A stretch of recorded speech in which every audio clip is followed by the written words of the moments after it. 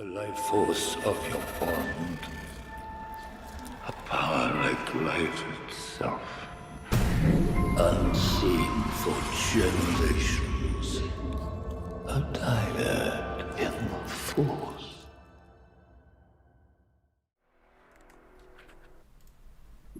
What's up, guys? Welcome to another episode of DYAD in the Force, episode 240.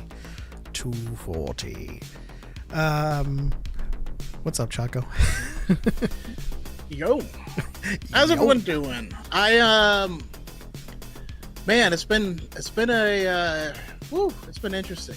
I started the new job, and so I have just been just going ham on it. It's a lot, but I actually already love it. So Nice. Have you been doing well? In terms of performance in this job. Yeah, I'd say so. I actually think it's gonna be. I'm gonna do well here. Jeez. I mean, hey, not to kind of. I guess I'll just be ambiguous about it. The market is never ending. Shout out to everybody in the chat on the TikTok side. Lord Goop says, evening, gents. YouTube. We have Cal4 here. Howdy, hey, early crew. Party, yay. I just added that rhyme. Craig says, if Element and Choco are supposed to be dueling each other in the thumbnail, then why are their lightsaber blades the same color? Because you can duel despite whatever color you are currently wielding. I mean, just take a look at Darth Maul and Savage versus Palpatine. They're all red. Ellie says, you're overthinking it. They could be training together, not battling. I assume you're referring to our new coming soon page. Oh no, that's a duel to the death. Yeah, I mean, we're fighting over Nico Robin at that point. Shout out to Malik in the chat. The Jedi Smark says, "Hey yo, how's everybody doing? Leave your comments in the chat. Let us know what you guys have been up to this week. How your weeks are going thus far." I'm currently enjoying Chrome's newest update with split view, so I can have the director panel and the call in the same view. It's pretty. It's pretty, and it's convenient at the same time. Okay. I didn't realize that was a thing. But I've been using Opera GX.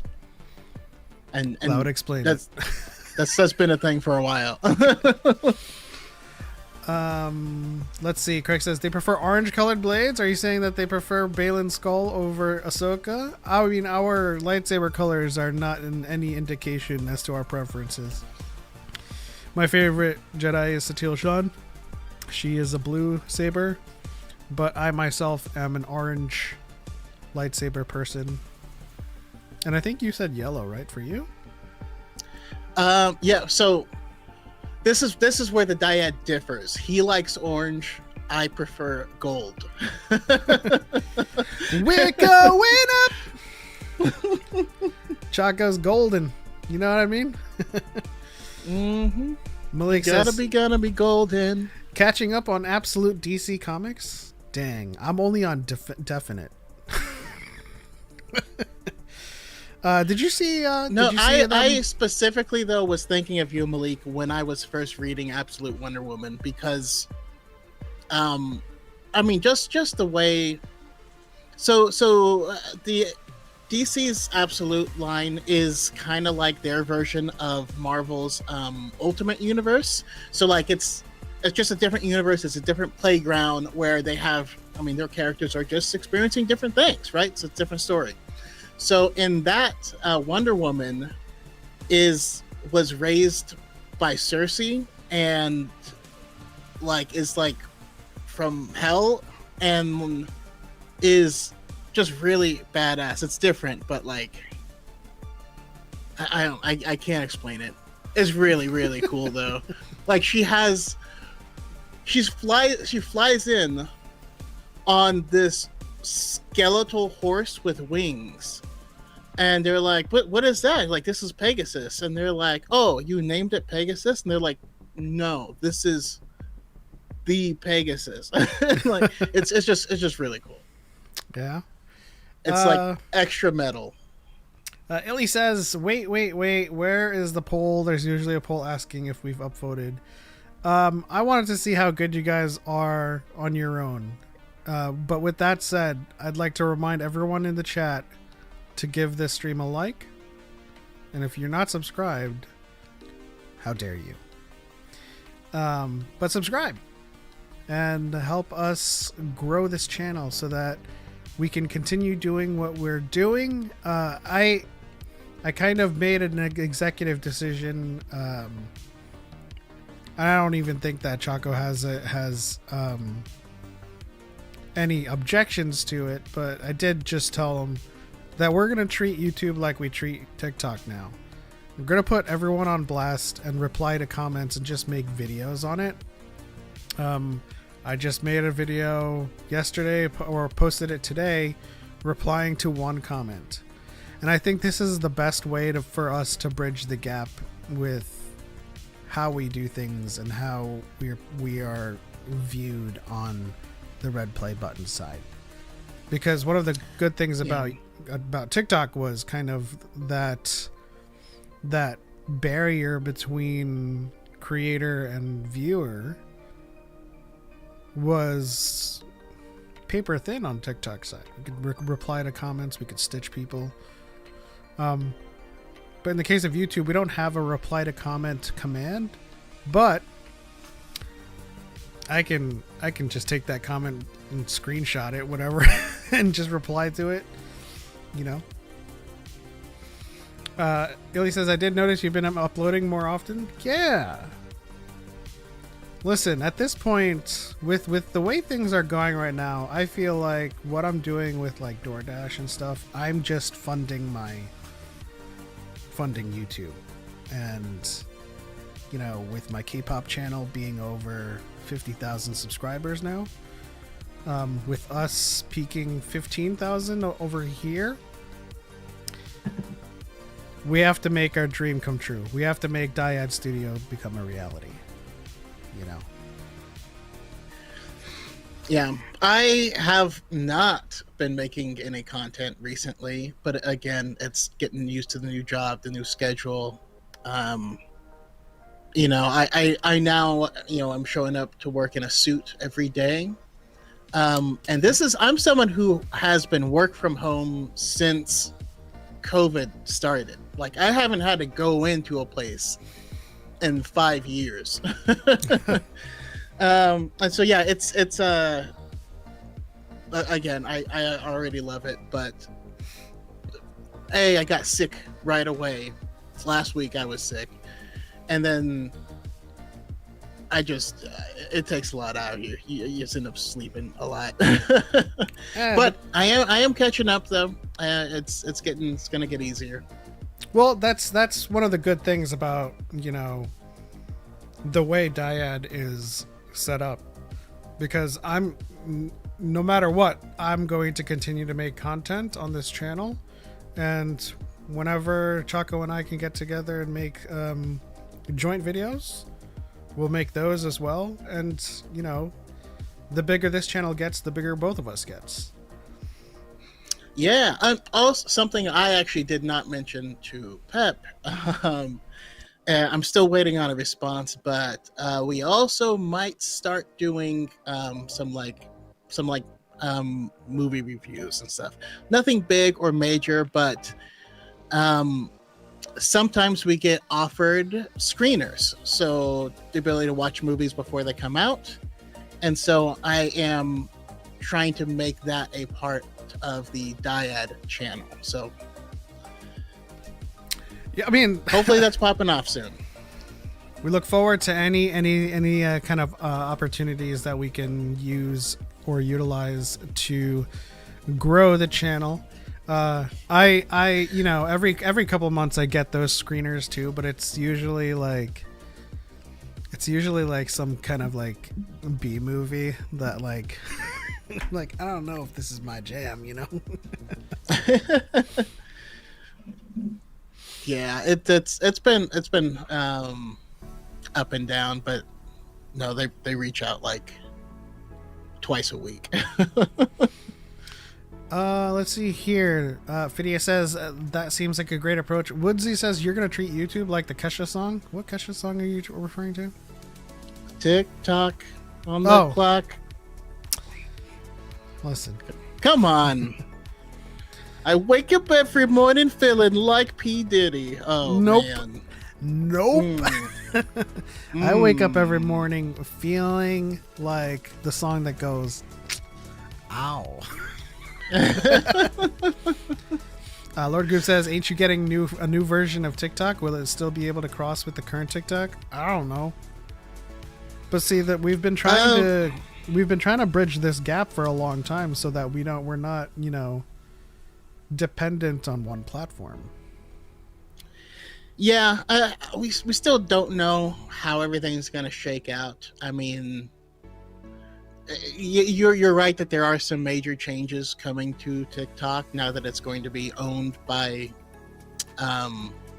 what's his name, Larry Ellison from Oracle, and because of that, I also anticipate we're going to see like suppression of certain types of content, and we might fall into that. So we'll have to see how things shake out.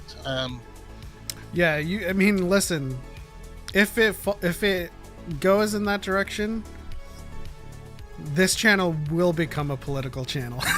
Because, hey, listen, like we both just kind of got started correcting misinformation and just talking about Star Wars and just mixed fandom, but if they start suppressing even that, we're gonna get political up in this bitch. my thing is this: I've always enjoyed pointing out logical fallacies, right? Just as a thing. And I gotta say, the world is rife with it right now, like yes. to a crazy degree, and that's the other thing that just makes me feel tired all the time too. Because you have to remember, like, so my family is from Chicago. I used to live in Portland, and I currently live in Southern California.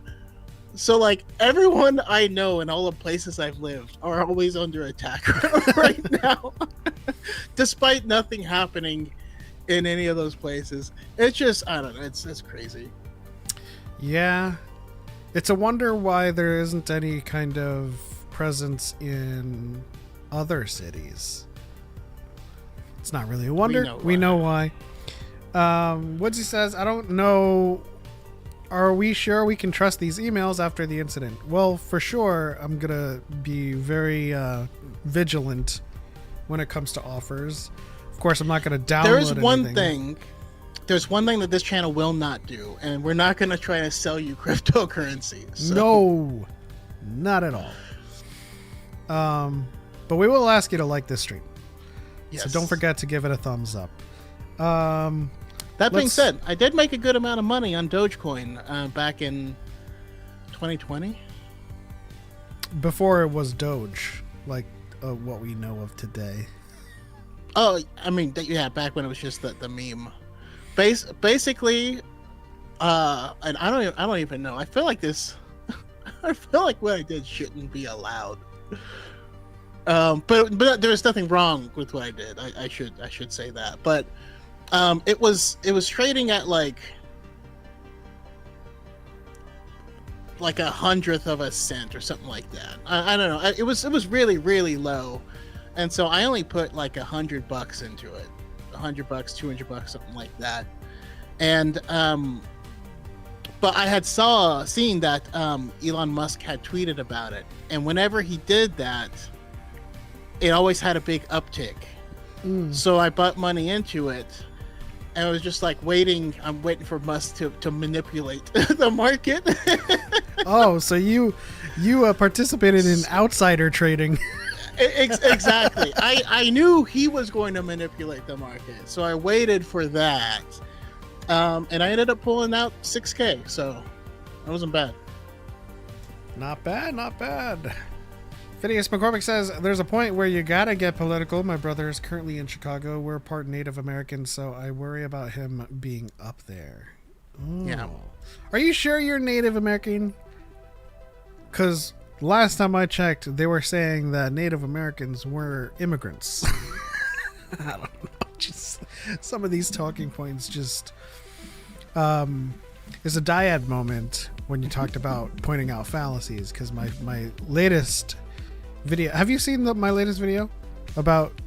I mean, we've made videos countless times about it, but it was about, Osha bleeding the crystal. And I was responding to a comment. The comment saying, one thing that I had a problem with the Acolyte was how Osha bled the crystal after getting slightly emotional. And so I made the video all about reductio ad absurdum. Slightly emotional. Jesus Christ. But that's the thing, right? Like that's where most of these tourists, these chuds, all of their takes are riddled with reductio ad absurdum. It's like with the Mary Sue argument, it's like Rey is like a master, or she's doing high level force abilities without any training, or she defeated a fully trained Sith, like, reductio ad absurdum.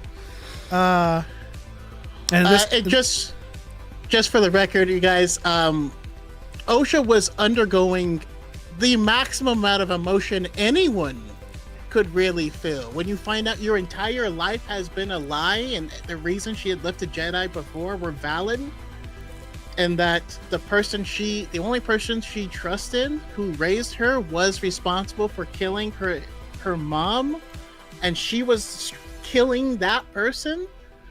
That's high. And yes. The same people are always like, oh, and Anakin's crystal didn't turn when he was killing younglings. It's like, he doesn't hate younglings. Oh, what? Why would that? It's like, oh my God.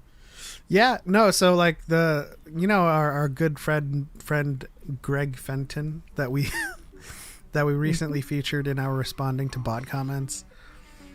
He made a reply on that video, and it says the difference between her and the others is that they're actively trying to do it. You can't do it otherwise. Palpatine would bleed crystals by walking by. And I'm just like, what? Have you ever gotten so mad with a soda can in your hand and you inadvertently squeeze it? That's what's happening. It's not that difficult. Also, the fact that she did it is proof that you can do it. That should be obvious. It's funny. There's actually someone who I actually like him now. He and I go back and forth, but whenever I see his comments, I just like to poke him just to irritate him because I think it's funny. I've seen you reply to him too. His name is like, it's a bunch of numbers and Michael. Oh, yeah. Bunch of numbers and Michael, whatever. And it was just recently on a video talking about the Jedi and their views on attachment, and like they're convinced that the Jedi's view of attachment, like that they had it wrong, and so it doesn't make any sense that Luke would continue that in the future. And I was like, well, he's continuing because that's not what they got wrong. They got other stuff wrong, but it doesn't mean everything they did was wrong. It was actually quite effective for thousands of years and for 10,000 Jedi. And the only people who fell were the people who ignored those warnings. Like, so that should be kind of obvious, right? And then it was like, I don't know, the response was like, that it was arrogant of me to say that they didn't get it wrong. But I was like, isn't the real arrogance to say that Star Wars is getting it wrong? like they are telling you this. This is not me. You Yeah. are saying that Lucasfilm doesn't know this, and you do. That's the arrogance, right? It's That was it's just crazy. it's a misreading of the situation. The thing is, the Jedi didn't get their understanding of attachment wrong. What I think that they got wrong was their approach to handling it, right? Because obviously we get so many Jedi that have attachments that deal with those attachments well, like Hayden Jarrus. But you know, I feel like it was arrogance with the Jedi to think that they could refuse it, right? Yeah, I mean, at the end of the day, I always come down Like to forbid it. I always come down to the example of alcoholism, right? It's like being force sensitive is like being predisposed to alcoholism. Some people might deal with that by not drinking at all. Some people might not go into a building where there's alcohol being served. Some people might have a beer occasionally. The point is to know where your limit is and to not cross that line, wherever that limit is. But just because one person does this does not mean that is the rule for everyone. And at no point in Star Wars do they tell anyone that this is the absolute rule. The Jedi are not strict. I say that over and over again. There's so many times where the Jedi like, don't do this, and the person does that, and then they go, oh well. Yeah, I mean, like when Anakin says like possession attachment is forbidden, like I feel like that was where they went wrong with at least how they responded to it, right? They could have been more informative of the kind of caveats of attachment, but kind of embrace that it is something that you could cultivate and nurture without crossing that line. But that's where I'll have to push back though, because Anakin taught Ahsoka about attachments. Like Anakin has that conversation in regards to Barriss Offee in the Clone Wars episode with the zombie episode. And they have this conversation at the end about, you know, what she should feel or why she should feel it.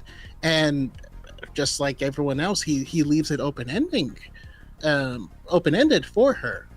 And that's one of the reasons I actually really like him having, I think the Clone Wars did this really well, but people just kind of forget about it. But by having Ahsoka being taught by Anakin and learning right and wrong from him, she actually stuck closer to it than he did. But that shows you that he did know right and wrong, and he actively made the choice for wrong. Yeah, but that's no indication as to how the larger machine or the larger institution viewed attachment. That's true. But I don't have the only indications of what the larger machine taught are supportive of this, just like we have, you know, the frame of Depa Billaba teaching Kanan, you know, about that. Like all of the stuff we have of them teaching it is taught open-endedly and accurately. What I'm getting at is that we have a lot of statements from Jedi saying that this is not something you should do.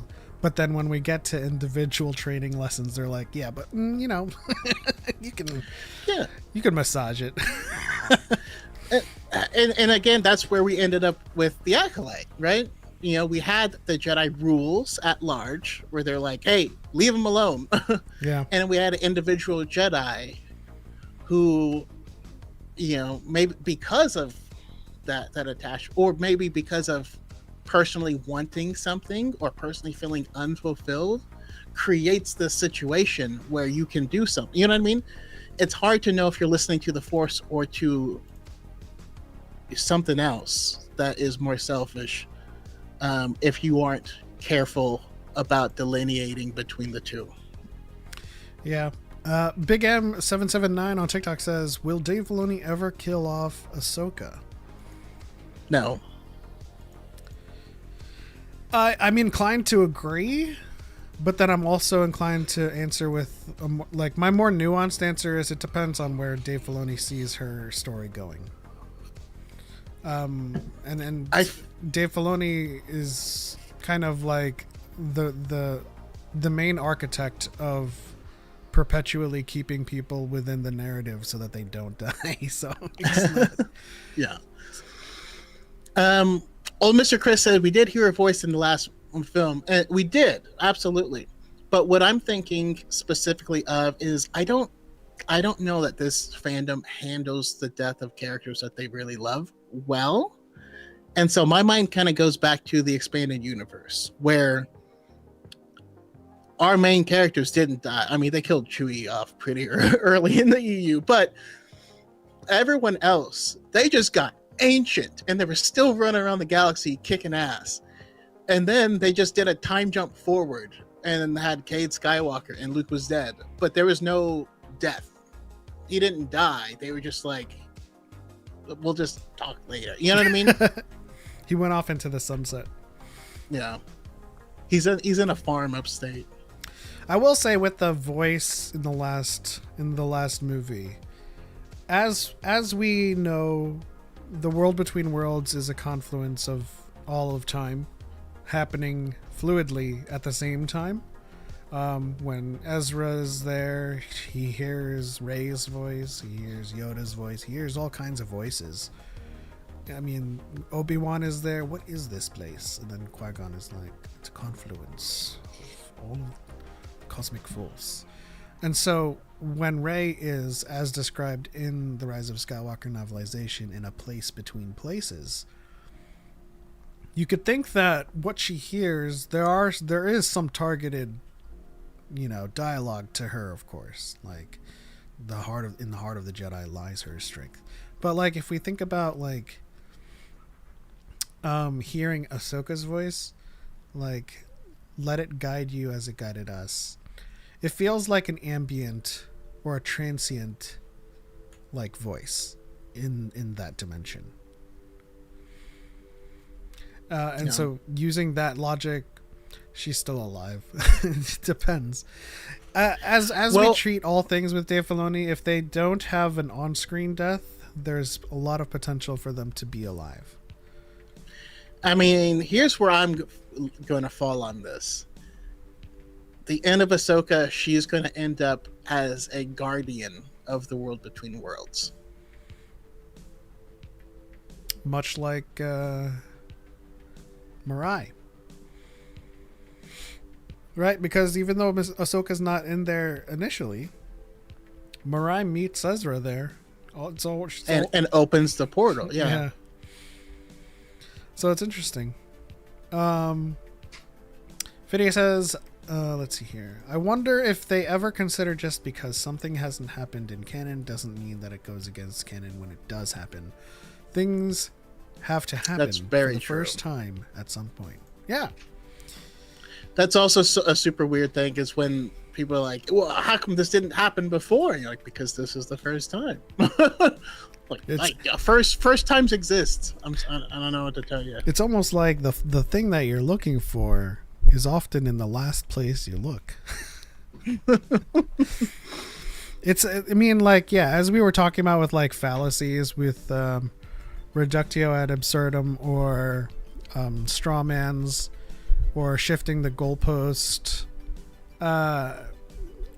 that side of the fandom operates very much in that domain, and it often leads to them misreading a lot of scenes and a lot of moments in Star Wars.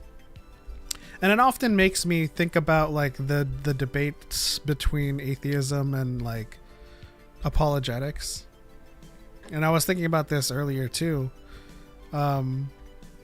Just thinking about like the Kalam cosmological argument or the prime mover argument. And I'm just like, listen, I'll grant you all of that, but it still doesn't point to a Christian God.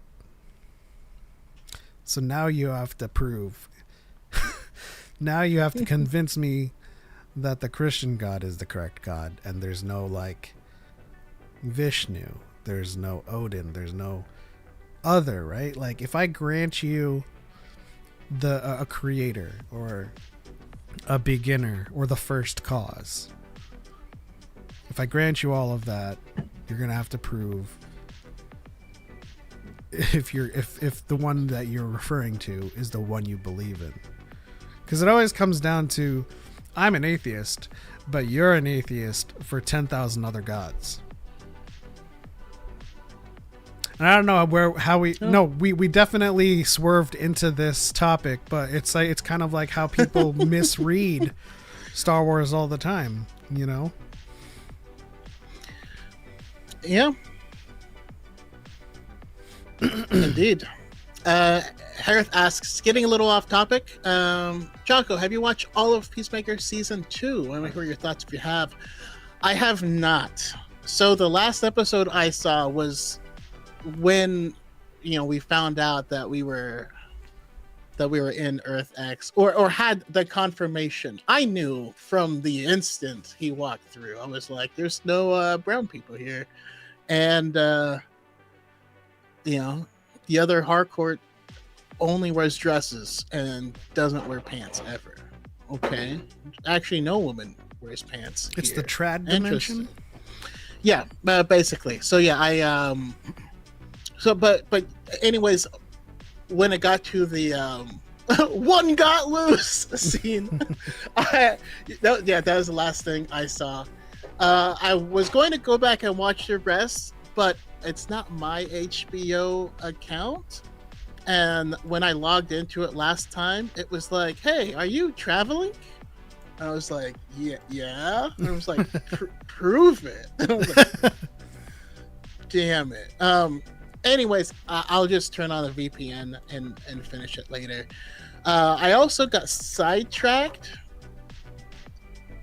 with Interview with a Vampire. Oh. It was actually really good. Getting some Bourbon Street in your blood. Yeah, I'm at the point where he just got rid of the other one, but I haven't been able to watch past that point because I got into Gen V.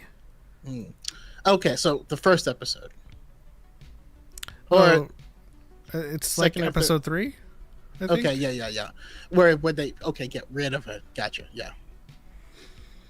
Like like he got rid of him and he was trying to like hide him, and then like he goes and meets Harcourt, like the other Harcourt stuff. But like, yeah, I mean, in the middle of all that, I had a lot to catch up to. I was catching up with Reincarnated as a Slime. I totally passed by me that it had a season.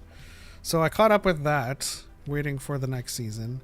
I didn't even realize there was another season of Log Horizon, which is one of my favorite isekais. By the way, I have to say, I haven't watched any of that. Watch Log Horizon. But it's funny that you were talking about how Reincarnated as a Slime is one of the best isekais, because like as soon as they got into like designing an actual dungeon for adventurers, I was like, oh damn. They're just making the genre itself. Yeah. As far as Gen V, man, those showrunners have a stack of envelopes each episode, and they all just push them off of the desk. I will say, yeah, no, they might have gone a bit too far in a few places. I will say though, I have because I am also not caught up on Gen V. You might be past me because I think they're releasing the episodes 3 at a time. I just finished 6, which is the latest one that's available for season 2. Okay. Okay. So yeah, I've only done the first 3 of season 2, I think. I'll have to double check. I think they're releasing. They released the first 3 on Premiere, but then they've released it weekly. Because episode 6 came out yesterday. It was just 1 episode. Oh, okay, yeah. So they started with 3 and then have been doing 1. So I'm not sure exactly where I am. I'm gonna catch up tomorrow. But okay, so if I say if I say something and you don't recognize it, I'll know where you are. Bushmaster.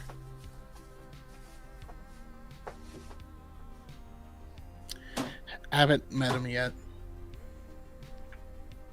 Well, I know you haven't because you called him a him. Oh. But when you see it, you're like, really? Like when you think about Gen V and they're like the power sets that they come up with, and then you meet this one. I mean, it's unnecessary. I mean, I'm already caught up. now that you say that, Illy says I can't watch that show too adult. I get it. It's a show Yeah. I wouldn't recommend to anyone unless I knew them specifically, and that it would be up their alley, or at least have themes that they'd be interested in. Again, I don't jump in for the visual of some of this weird stuff, but I do believe the overall narrative is cool. Yeah. Illy says, I'm between religion right now.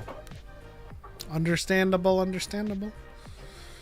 Listen, like, I'm an atheist for personal reasons, you know. There are some parts of me are spiritual, like, I want the Force to be real, you know. But like, I don't really care if people are religious, you know. Old Mr. Chris says, was developing a little crush on ads in the first couple episodes, fell in love by the end. Autobios is an awesome character, like truly kind and sweet, but also hardcore. Bush as in plant pubes or the beer? I'll let beer. I'll let you decide. The baked beans is what Illy was talking about. Peacemaker. I mean, same, if not worse in some ways. Because like where the season 2 starts. Yeah. But at the same time, that happens in Gen V as well. I mean, listen. I'm gonna be blunt. There's cock and balls in both. Like, they just do it. There's a little bit of hanging brain, yeah. What are we talking about, Joey? Hanging brain. Anyways, yeah, I feel like we've. Did you see? Did you see Huntrix perform on Jimmy Fallon? I first did. Live performance from EJ Ray and Audrey. Oh my gosh, that was crazy. It was crazy, and I heard that EJ at the time was coming back from like laryngitis or something like that, and still killed it. Yeah, they did have to go half a step down from the original track, but she still killed it.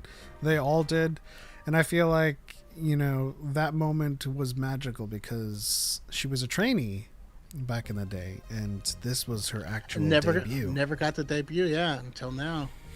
And what a place to debut, you know what I mean? Not only that, but they actually, you know, were also on Saturday Night Live, at least in that sketch. Both of which are filmed at 30 Rock, so they just just did both. But, I did enjoy Bad Bunny's performance on that one. yeah. You know, I think I heard that he doesn't or isn't very well versed in English, but he handled that pretty incredibly. It's like, you idiots. Let's see here. I love Hayley Williams performing that specific song on Fallon. You know what? I said this to my brother as I was watching that, and I was like, you know, Haley is in her Coldplay era. Coldplay / Radiohead / existentialism era. I enjoy it. She killed that performance. I just have to say, I don't know if y'all are aware of this, but black people have always loved Haley Williams. And it's just nice seeing, you know, the reciprocation. You know what I mean? Like she's down with all of us. Did she just come out and Fallon's like, I'm down with black people? No, but you know, there's certain times where, like,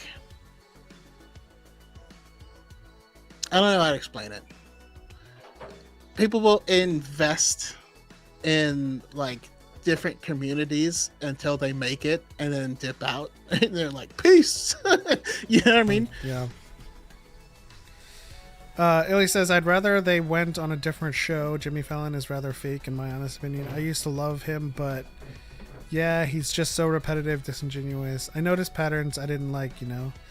Well, it's more about the platform than it is Jimmy Fallon. Like, I don't watch I've never liked Fallon. I didn't like him on Saturday Night Live. He was literally just always breaking all of the time. Like, it's funny when the actors break, you know, when something is so funny that they break, but like he just broke all the time. Yeah, I don't personally watch the show, but I watched these performances because I was looking forward to Huntrix's first like live performance, and then I love Haley as well. Like, I might age myself, I guess, but like I started listening to Paramore when they were like playing out of their garage. So it's been a long time. What's funny is I actually missed most of the Paramore train until they were all like well established.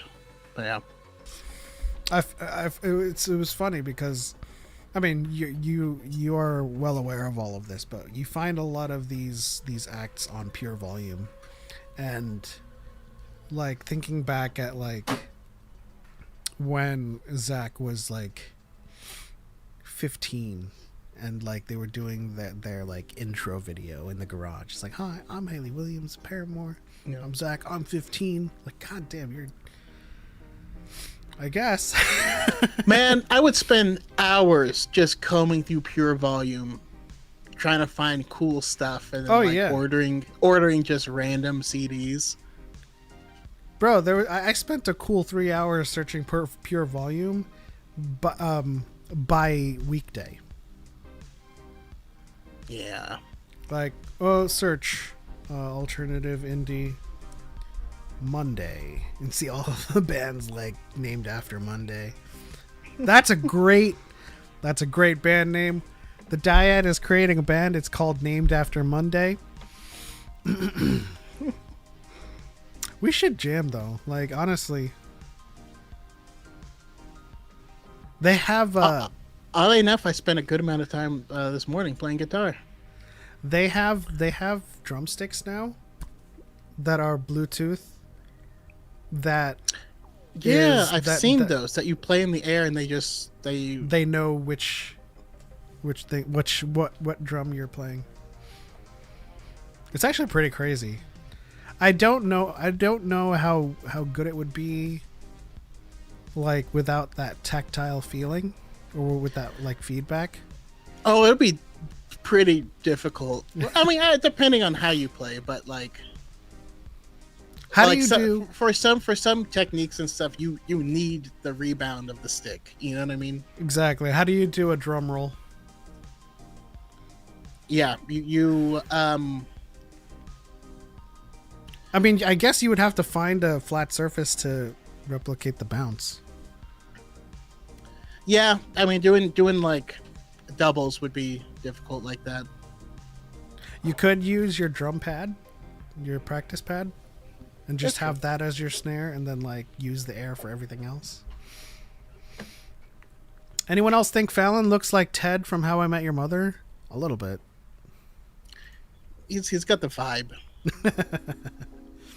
But that's the other thing, is I've never really been into celebrity culture, if that makes sense. And so I feel like Fallon as a show has been about like playing games with celebrities and stuff.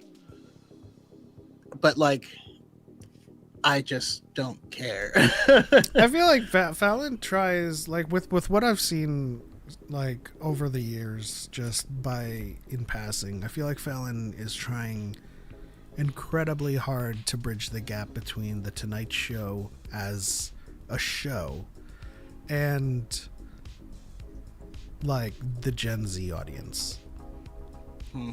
And Are the Roots still his house band? The Roots, yeah. They're amazing. I met someone at Raising Cane's a couple months ago that looks exactly like Black Thought, and I was like, "Damn!"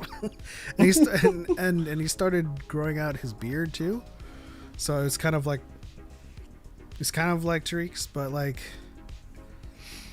I don't know. He might as well be.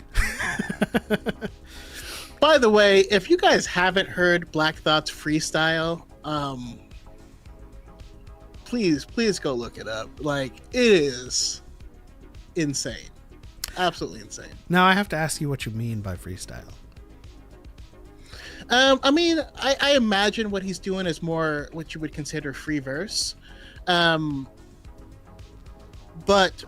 you know, he does it on Hot 97, and he just goes for 10 minutes.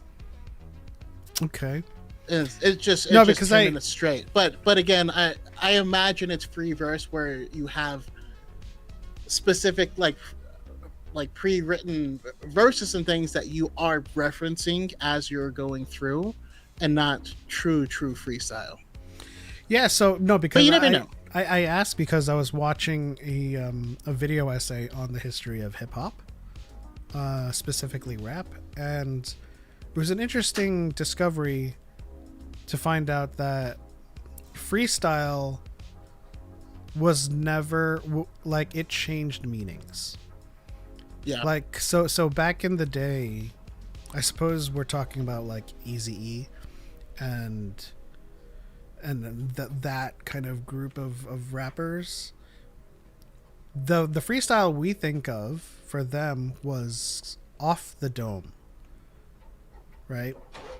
And what they called freestyle was a rap that was pre-written but was free of any kind of message or style. It wasn't rapping about like gangs or shooting people up or bragging about you know your bag or your money and all that stuff. It was just free from like, you could freestyle, but it was pre-written about like the keyboard in front of you and the monitor, and just kind of like be free of like a subject. But then that meaning changed around the 2000s, where people started attributing freestyle to actually what was referred to as Off the Dome. Yeah. So you had rappers back then who could do it off the dome and who could freestyle about, you know, everyday things. So that's why I was asking, like, because I imagine Black Thought is great off the dome and freestyle. Yeah. Again, just check it out. I think it's from like 2017, but yeah, he goes for 10 minutes. And really one of the reasons I like him is because his topics do vary, but they all stay in the depth. You know what I mean? Like he's just, you know, just going, but he's also still throwing out double and triple entendres. And he's still talking about things that are meaningful and not things that are easy to bounce around on. You know what I mean? Yeah. So I just like his style, and like it's kind of like has that like most deaf adjacent type the wording. I just thought you said adjacent. When you said most deaf adjacent. Yeah. Ellie, I hope you're okay. I hate when you accidentally hit a corner or something. That sucks. Oh yeah. Ow. Those are the kinds of like impacts that like make me think, did I just like gash my head and am I profusely bleeding? You know. Also, this topic reminds me of Will Smith. I saw a Will Smith off the dome freestyle where he was like I bit off more than I can chew, but something I chew. Like, it was horrible. It was so horrible. Let me see if I can pull it up because, quite frankly, it is atrocious. That's a really hot coffee pot. Ellie says, I hate that in the UK we don't have any comedy news shows or anything. I kind of feel the opposite. Like, I feel like, I mean, I guess I do enjoy comedy things on, comedians talking about news things, but I really wish that news was news. You know what I mean? Like, the spin is crazy on certain places here. Which brings us to our sponsor, Ground News. I'm just kidding. We're not sponsored at all. So let me see if I could find the actual verse because that would have been a great place to get a place for a pit. Let me see here. See how much I can play. They want me to be done with it, but I'm still having fun with it. Writing songs, writing. Wait. This is most replayed. Let me see. Theaters and even tours on these boys. Feeling like a mop wipe the floor with these boys. People ask me how I do it. I just bite off more than I can chew. Then I chew it. Yeah, y'all. I just bite off more than I can chew, and then I chew it.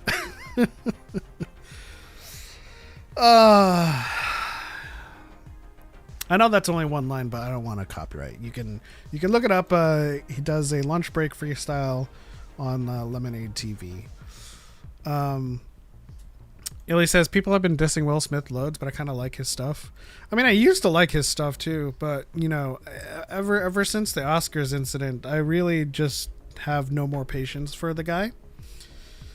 I still like him. Listen, I feel like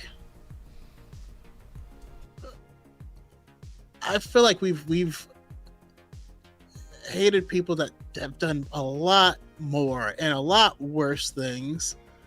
I don't like. And so I don't hate him.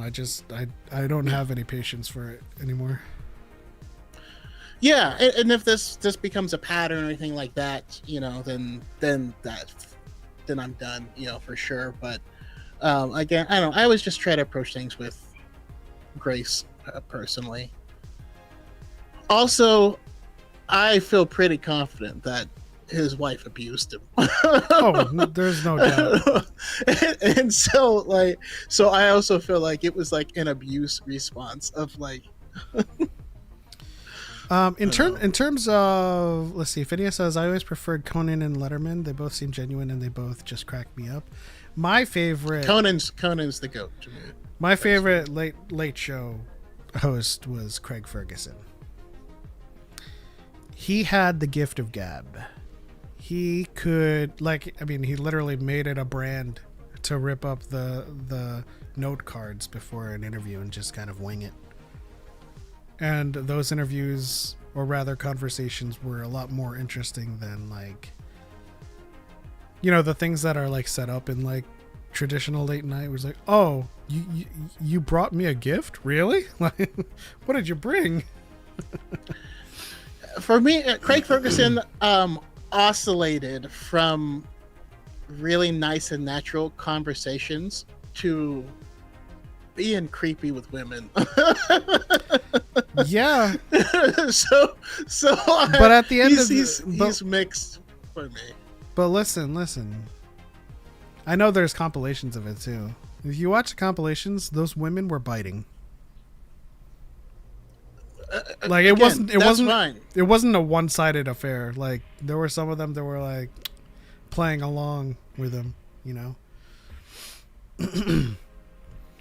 Let's see here. I remember the Oscar incident. I actually thought it was a setup, but given how the industry treated him after that, it defs wasn't. Well, the reason I lost patience for that stuff was because, yeah, he slapped the shit out of Chris Rock, but like, he got to sit back down and then accept an award and enjoy the rest of his night. You know, there was no, I suppose, accountability in that regard. I mean, he's like banned for life, so that is some For but life. I think I feel for the workers there, because like what do you do? You know, or like, did they set it up? Was this a bit, you know? And I think there's all awkward stuff in there. I guess I suppose I'm saying I know it wasn't, but like if you were there in that moment, you know, and yeah, you could tell, like, if you know, but you could understand why not everyone would be sure. I think it's something that Juju talks about as well, because he was there. I see. I was like wondering what would have happened if this was the BET Awards. Because I feel like Chris Rock has friends. And I don't think Will Smith would have left there without any kind of like reciprocation. You know what I mean? I mean, well, yeah, you never know. I know. I just I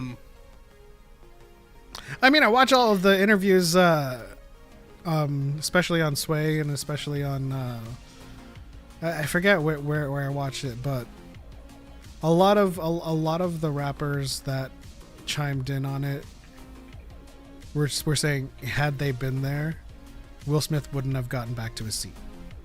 And I was like, damn. You know? Again, I'm just saying, in the moment, you don't know how you're gonna react. That's all. Yeah. Fetus McCormick said, "Oh, I almost forgot about the goat of late night, Space Ghost. Man, I used to love me some Space Ghost. What's interesting is the Space Ghost comic, I believe, is getting a relaunch. So there's going to be new comics." And I was like, I just realized I don't know what he does. I only know him as a late night host with Brack. Yeah. What's up, Skeevis? How would they remake that? No, I mean, he was a comic book character before they made the joke of making him a late night host, you know, and so like they just relaunched, you know, the comic. So I have to see. Skeevis, long time no see. Where have you been? Where have you been all my life? Moving on to New York City Comic-Con news. Any predictions for Star Wars publishing panel tomorrow? Any thoughts on any current announcements? I mean, hopefully with the Star Wars panel, we'll just get more insight into this upcoming Vader book. I want to say there was another book that was announced that didn't have a cover, so we might get a cover for it. But what I want to hear is if there is any thoughts of any continuations for our beloved High Republic characters. Yeah. Maybe not a whole entire, initiative at the same level, but there's certain characters you want to see poking around still. Exactly. like Quinlan Voss. Oh, Lord Goop says, announce a post-Tross writing initiative, and my life is theirs. Kendrick! That, absolutely that, or actually, yeah, just that. So I do know that the next period of the Star Wars line of comics, right, is going to be post-Tross, right? Yes. Which means that they are officially allowed to be in that playground. So I'm hoping that we get a lot more content there, because that is going to be some truly fresh snow, right? Yeah, there's We don't have to lead up to anything. I think it just dropped, didn't it? The one with Rey? That's like right after The Rise of Skywalker, and she goes back to Jakku. Let me see here. I forget what it was called.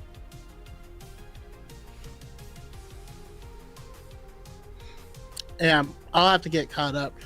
I apologize. I have been also catching up with some non-Star Wars How's it going, comics. Noble? When are we playing Jump Space again? Soon. So they just launched Daredevil as a character on Marvel Rivals today. So not today. but yeah, I do still want to play more. Let's see. I've been working on the new Death Star. Like for real? Or like a Lego Death Star. Building a real Death Star. Chase says, when we playing Jump Space again? That's what I just said.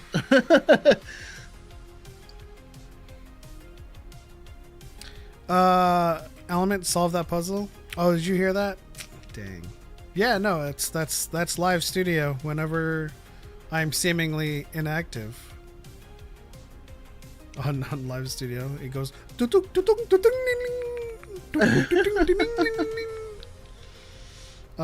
yeah, lots of things to catch up to. I need to catch up to Log Horizon. There's this new show that came out called what is it called? Magic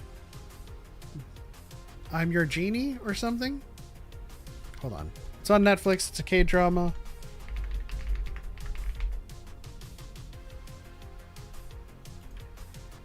Oh, it's called sorry, it's called Genie Make a Wish. Okay. Watch that with your Brie. And watch it with Brie. With a charcuterie board. Real, of course. I want to know how you're doing that. Where are you getting the funding for it? Where are you getting the Kyber crystals? I want all of it. I want it all or nothing and all. Let's see.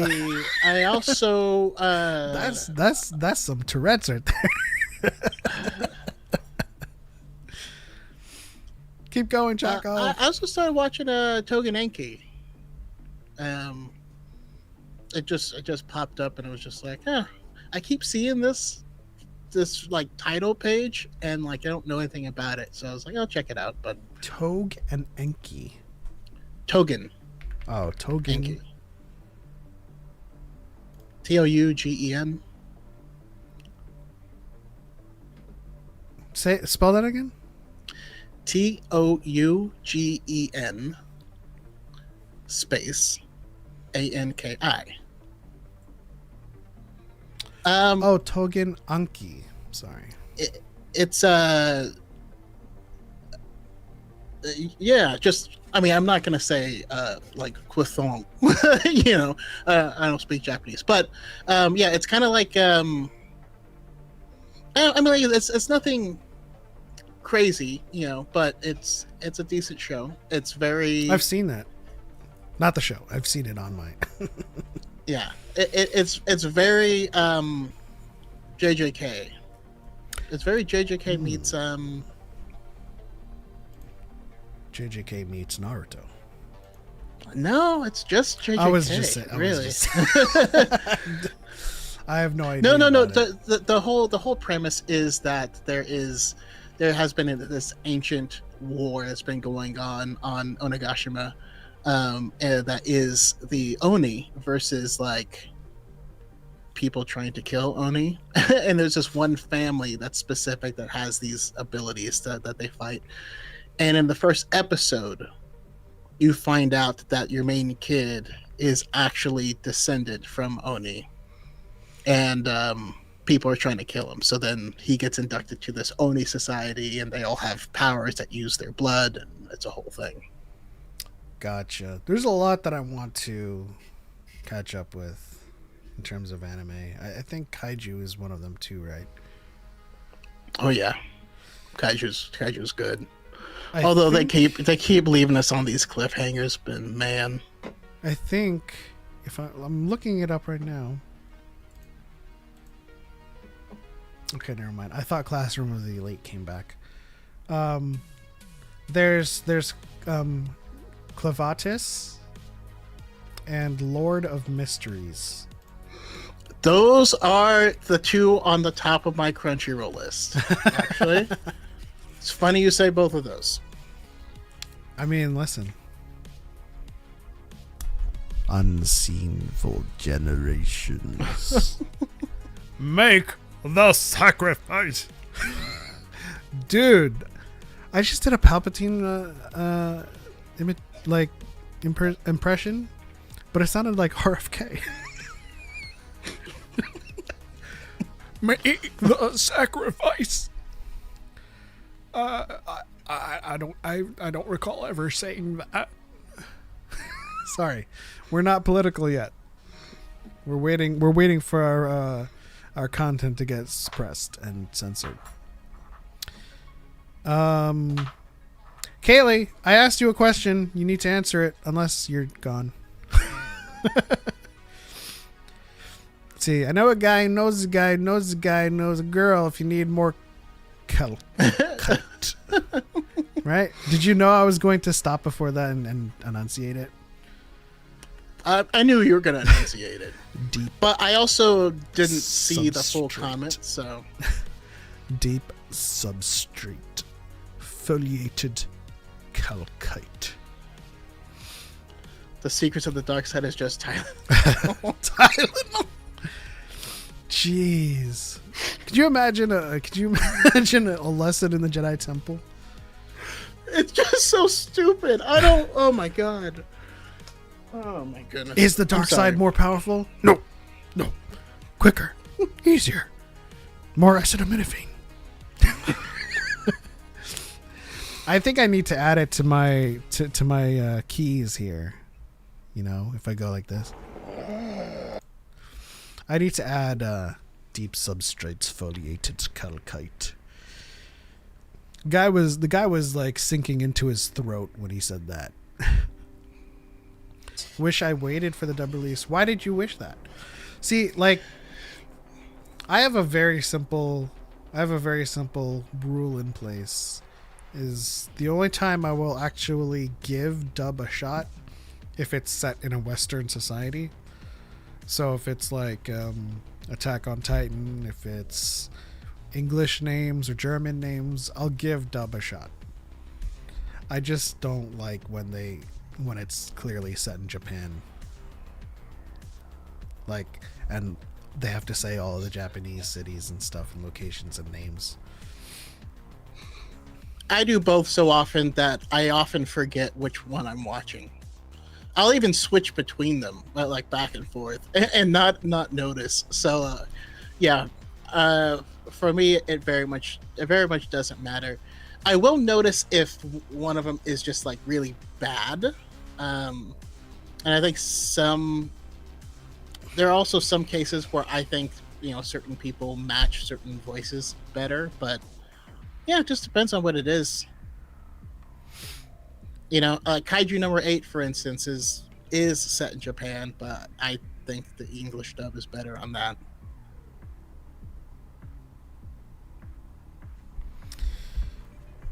It was really good. The accents fit the time and setting. I'll have to give it a shot. I mean, by default, I always start with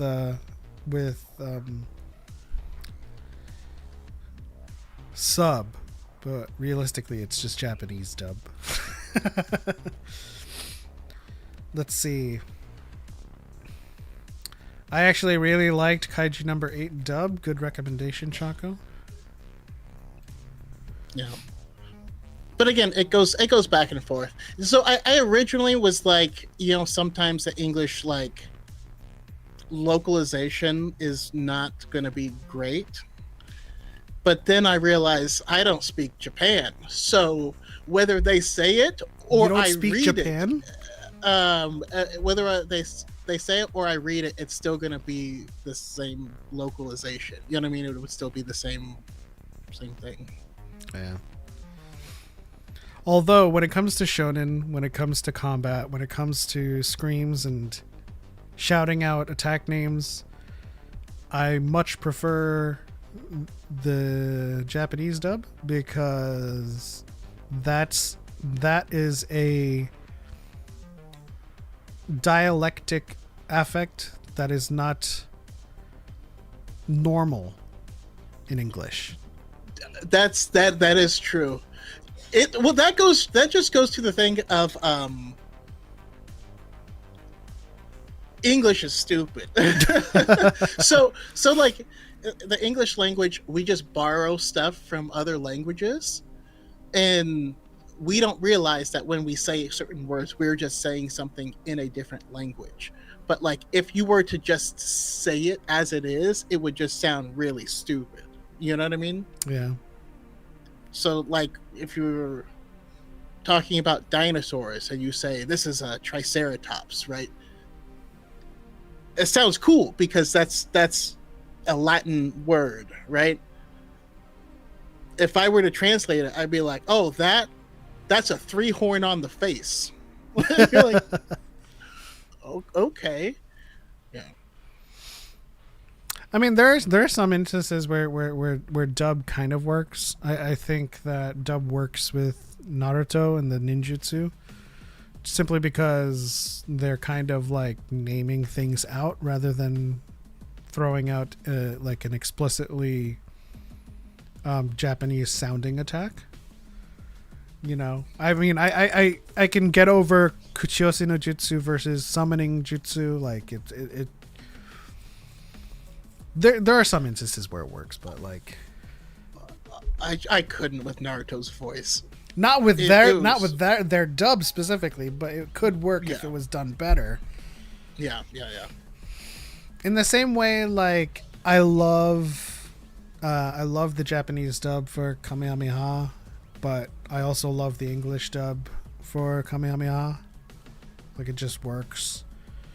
Let's see. Okay, but that's a good example because they are still using the Japanese word for the attack, but in English, right?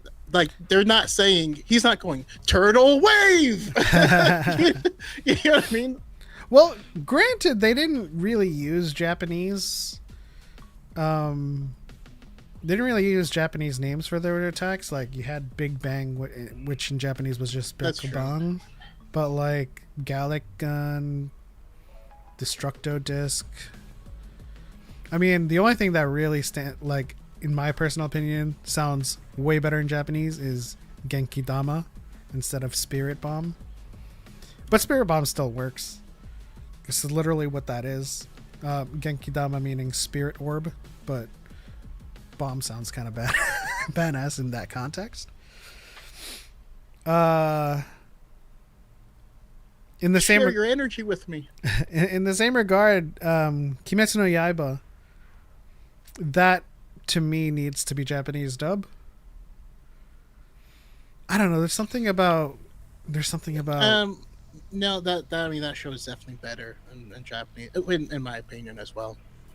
Yeah, but there's something about like the difference between, let's say, thunder breathing versus kaminari no kokyu. It just has the syllables da, da, da, da, da, da, instead of like thunder breathing. I don't know. I just appreciate the Japanese language and its rhythmic nature with the syllables. Yeah. I mean, come on. What's the most famous thing about Street Fighter? You know? Tatsumaki Senpu. So you can. So you can. I remember when I was being little and we would try to we would always try and we were just like almost sounds like a Prodigy song.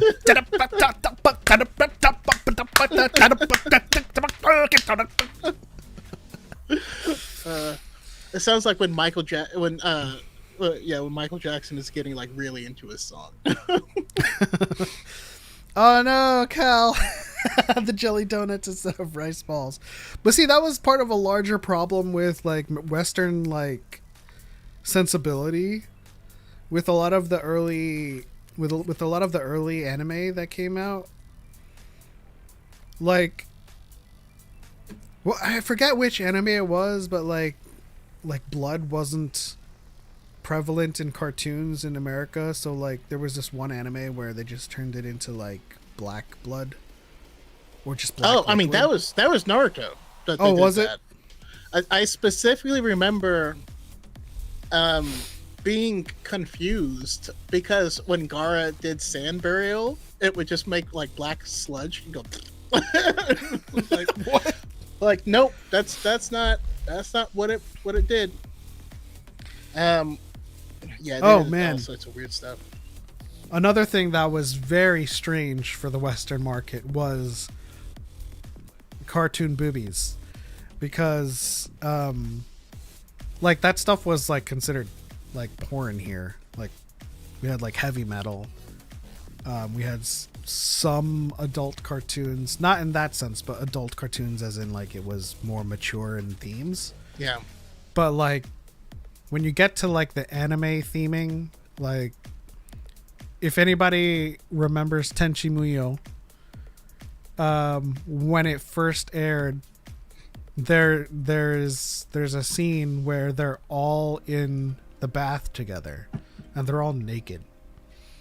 But in the Western version of it, they were all wearing what clearly looked like post-Hawk bikinis. Like imagine taking an image and putting it into paint and like drawing on a bikini. That's how it looked. Like nowadays you'll have like anime studios that will do friendly versions of each frame for that purpose. And in most cases nowadays they'll just do the steam cloud over it. But back then, their post hoc fix for all of that stuff was bring it into paint and draw something over it. It was so yeah. funny. It's something that's just vaguely American. You know what I mean? Of just like of like in Sailor Moon, they weren't allowed to be lesbians, so they were cousins. And then you're like, that's how you treat your cousins? And you're like, kinda. Yeah. I know. What's the logic behind it? I mean, cousins aren't blood related, right?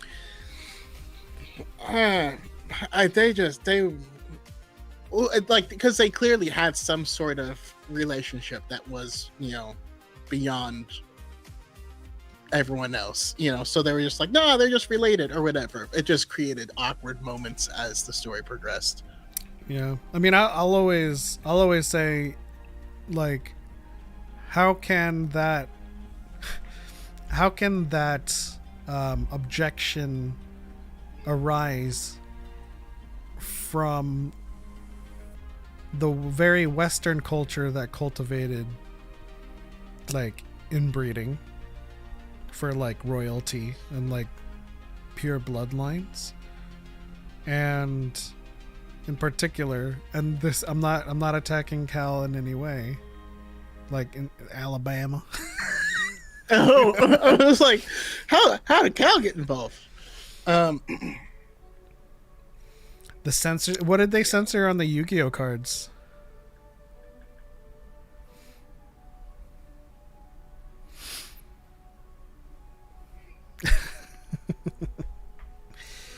But let's move on to our main segment. I just want to point out one last Western thing to me that was just super weird. Is in Pokemon, they made the one duck not have a leak, and it was like an onion instead. Like they, oh no, he was like celery.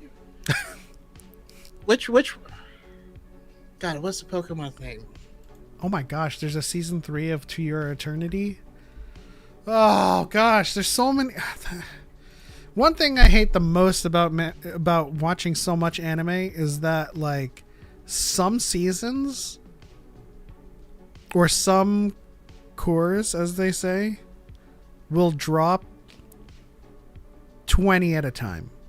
Like honestly, like you'll have 20 anime that you're following and they all drop a new season. Because that's just the timing of it all.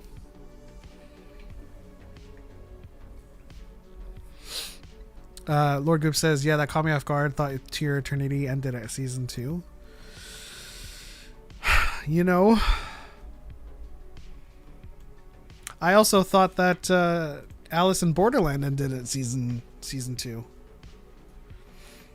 But they gave us a season 3, which I'm trying to get Choco to watch the show. Have you started it at all?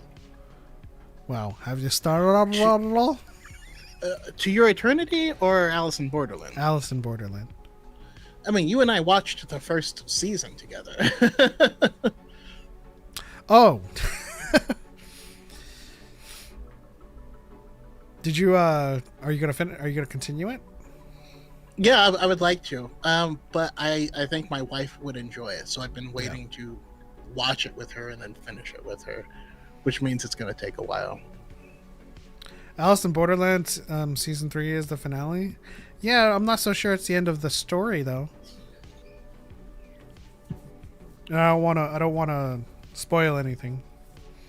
I just realized I'm not a mod anymore. It's cool, I get it. I wasn't good at it. You know what? Honestly,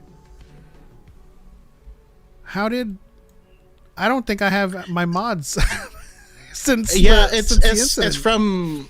It's because the channel got lost and then redone. So anyone who was a mod is probably not one currently. Let me fix that actually, because this wouldn't be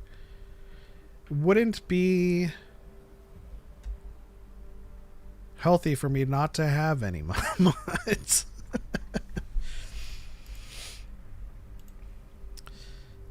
Also, donos are turned off too.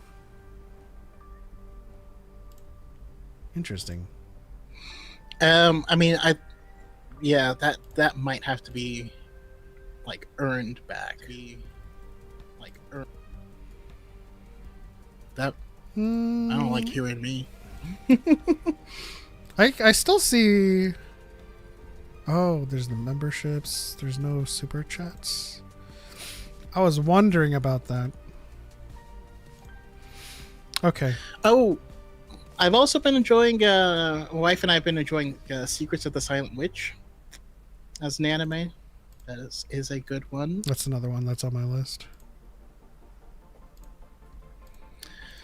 And if you're into it, that's cool.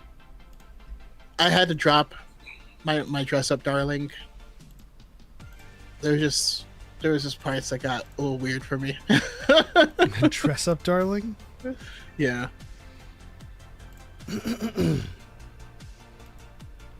Oh, okay. Everything was like- turned off. Okay. it's like, turning I back get it. on. I get it. The age of consent is 16 over there, but like, I'm watching high schoolers, and it feels, I don't know, certain parts. All right, I turned everything on. If you guys would, I suppose if I have any volunteers to refresh the stream and see if it's back or if it's working. It may not be available for this stream, but it is turned on, so we'll have to see until the next time. But Illy says my dress up darling sounds creepy. It's actually not. So basically, there's like a kid whose his grandfather, makes like these paper like dolls, and it's in Japan, and this kid, he sews the dresses for them. But he's always loved doing this, and he loves the dolls that his grandfather makes, and that's like been his hobby. But he's always been an outsider because no one cares about those things or wants to talk about them ever. And then like he meets a girl in the school who actually like stands up for him and doesn't let people push him around and stuff, who just wants people to be real. And it turns out she's just getting into cosplay, and she's terrible at sewing. And so he starts sewing stuff for her, and then they become friends and all this stuff. But there's just parts where the way things are shot are just like overly sexualized in a weird way. But it is like a cute show. It's just, how do I explain it? I don't know. Like I feel like it's something. Like I feel like it'd be normal for like women to watch it and be fine, but I'm just very cognizant that like, hey, I'm watching high schoolers. This is too much. But it actually is a very sweet show. I mean, there's nothing wrong with watching high schoolers. I mean, just like Classroom of the Elite or Assassination Classroom, they're all pretty much in that age range, Yeah, it's different than that though. But yeah, if you give it a shot, It's a very popular show, and it's very cute, and their romance is good. Well, what about Rascal doesn't, the bunny girl one? That's in high school. Yes. What I'm saying is it's not just the fact that they're in high school. You would have to watch it. There's certain scenes that are just shot in a specific way that I'm just like, that's weird. Okay. But that's all I can. That's the only way I can explain it. Well, I mean, as Cal points out, 16 is the legal age in Japan. So when it gets there, I mean, it's the same thing with 18 in the US. Once it reaches 18 in like visual media in the West, that things take a sharp turn and they start, But I still don't know how to exactly explain it. But like, there's certain things where it doesn't need to, where it's unnecessary, and that's because I don't mind if it is the story, or if it's part of the story, or if it's meant to add to the story. The best example I can think of off of the top is the Justice League movie, right? The Justice League movie versus the Snyder Cut. You saw both of those, right? Yeah. So there's a scene where Gal Gadot is walking. Didn't we watch the? Yeah, we watched it together. There's a scene where she's walking, but in the Joss Whedon one, the camera was like really low and really like shooting up, and then in the other version, it's just behind her, following her walking, and you know what I mean. And I'm like, that's weird. I don't like this because it's male gaze. Like it's not wrong, but it's like, this is not part of the story. It's a jarring thing to insert here. Gotcha. That's the best way I can describe it, is that the show does that in odd places that are unnecessary. That's what I would call gratuitous. But this is also something that's really hypocritical of me to say, because I can still watch Fire Force, where that is gratuitous, but the difference is it's played for comedy. Yeah. I also can't do it for Seven Deadly Sins because that is just gross.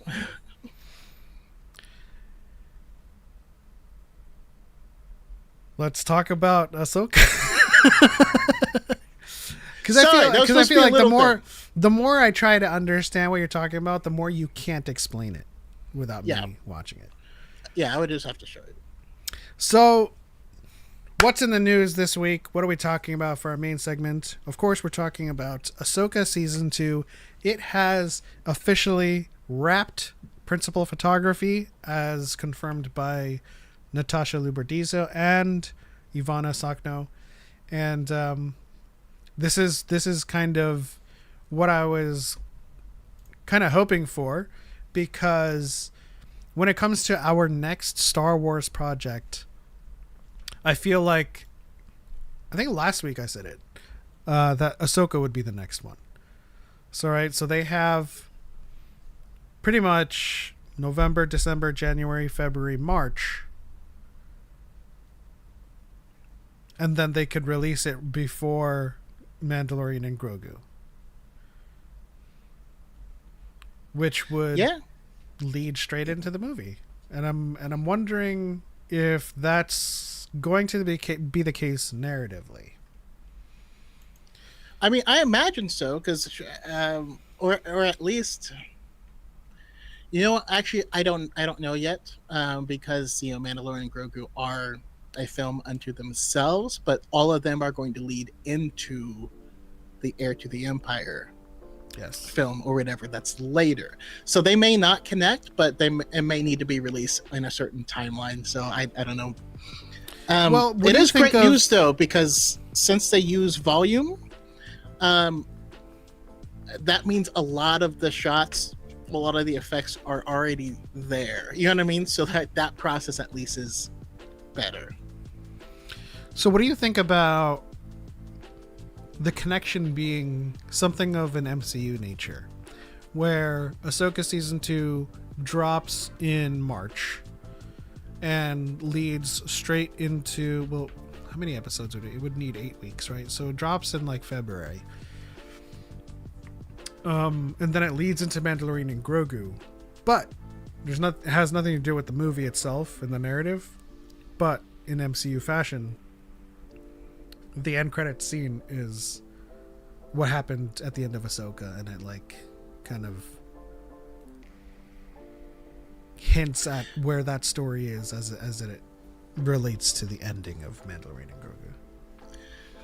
I mean, I feel like we've hit the point of diminishing gains when it comes to MCUification of other things.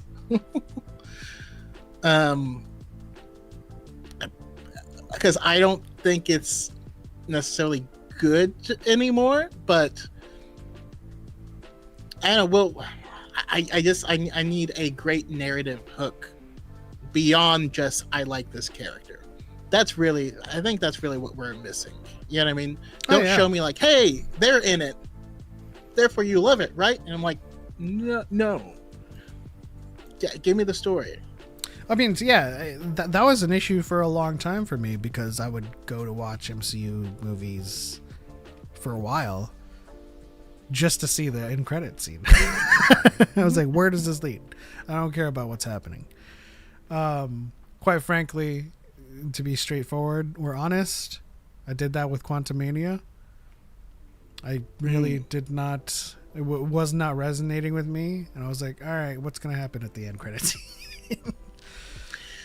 Yeah, that was a rough year. Thor: Love and Thunder, and then Quantumania. And I also am not the biggest fan of the third Guardians movie, but people will fight me on that one. Illy says, I'm tired of reading complaints about Bryce Dallas Howard. directing multiple episodes of the show because Nepo Baby and DEI hire, but she's really talented.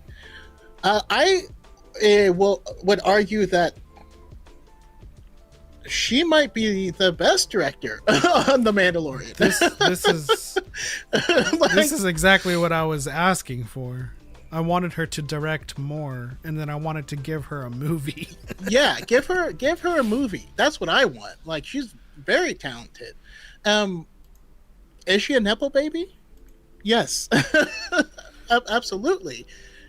And you'll never convince me that her dad being Ron Howard didn't help her career. But that being said, that shouldn't take away from the talent that she has clearly shown. You know what I mean? Like, Hollywood is I all take Nepo issue. babies. Yeah, it's a lot of nepotism. It's a lot of who you know. It's a lot of who tickled whose taint. Who does James Gunn's brother play now in the DCU now? Oh, Maximilian Lord. Oh yeah, Maxwell Lord. He's just his brother. Yeah. The thing I think her last Mandalorian episode was the Lizzo Jack Black episode. So I really enjoyed her episode because I don't think she directed that episode. I think the one that she directed. I'm sorry. I'm thinking of what she directed for Book of Boba Fett, which was an episode of The Mandalorian. But that was a great episode in the first season where Bo-Katan first showed up. That was another one of her episodes and kind of an homage to Apollo 13, which was directed by her dad in the beginning. And she's done a great job. Oh yeah, she's fabulous. She has more live action filming credits than George Lucas now. Yeah. And the thing is, with the whole like woke DEI hire diversity noise, it's quite rich coming from a side that is full of quote unquote DEI hires. Like I'm gonna, just for legal reasons, I'm gonna spell this out correctly and then I'm gonna misspell it. So the correct spelling of DEI hire is a diverse pool of candidates that are already qualified for the position. It doesn't suggest that you're strictly hiring on the basis of diversity and ignoring qualifications. But the other side misspells it by saying it's all about putting diverse hires first, and some of these people are unqualified, right? You would have these arguments about, oh, if I had a black pilot, I would wonder if they're qualified. It's like, no, if they're a pilot and they're flying the plane, clearly they are qualified, And so they like to say that, like, if you see a person of color, that means that they're not qualified. And that's the racial undertone of how they define DEI hire. But just to point it out, from that side, they have a prosecutor that's never prosecuted a case in her life, an FBI director that was an influencer, a Secretary of Defense that's never held official post in the military. There's so many unqualified people on that side that are, like, literally, by their definition, are DEI hires. I mean, that was actually the whole purpose of DEI, is to stop what they call the old boys hiring, where people just hire people because they are their friends or because they are family or related to them or look like them or whatever. But again, like you mentioned, pilots, and it's also true of air traffic control. I tried to do air traffic control, by the way, back in 2017, but I was close to aging out of being allowed to start. So the qualifications are super high, and like the whole the whole thing that people don't understand is that they need more. They do not have enough of them. There are more positions than there are applicants. That's the problem. Like, no one is stealing someone else's spot, and also no one is allowed to do it that is unqualified. So like a DEI initiative would be looking and seeing like, okay, we only have white men applying, but we need more. Why aren't others applying? Maybe they don't know about it. Maybe they can't afford the training for it. Maybe they only see these people and assume that it's going to be a toxic culture, and so they avoid it. And then they do initiatives to like, okay, we're going to take money so that we can have people attend career days in schools across the country that are more diverse, so we can attract more of these people so that they will want to do this job. That's all it does. All it does is remove barrier for entry. So yeah, that is what it is. I apologize. I will get off my soapbox. Bryce Dallas Howard is amazing, and should do more. Also, I will say, like, yes, her dad is Ron Howard, but because her dad is Ron Howard, she also had access to a lot of things. So, like, I don't think her talent should be up for debate. The time nepotism is really bad is when the talent is missing. Yeah. But, you know, her having sat in the room with Kurosawa, George Lucas, and her dad, with them talking about what it means to make films, and her being able to absorb this stuff into it, I think that's pretty damn cool. Yeah.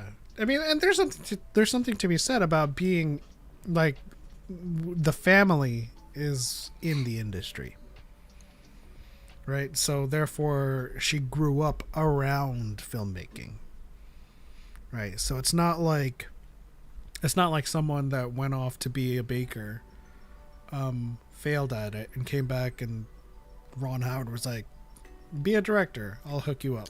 You know? Linda McMahon in charge of your kids, yeah, like, none of these people have qualifications to be anywhere that they are right now. Bryce Dallas Howard did do the Lizzo episode. It can't all be bangers. But what I like about it was her energy. Yeah, here's the thing.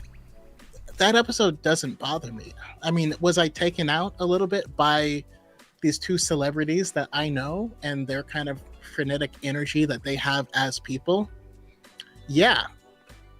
But the rest of that episode was like an episode of Cops, but Mandalorian, where they were uncovering a mystery. Like, I wanted more of that. I thought that aspect of it was phenomenal. I also like how good of a job it is cementing Din Djarin as a himbo, because that dude really was like, how do we know which droids are affected? And he's like, I'm just gonna kick every droid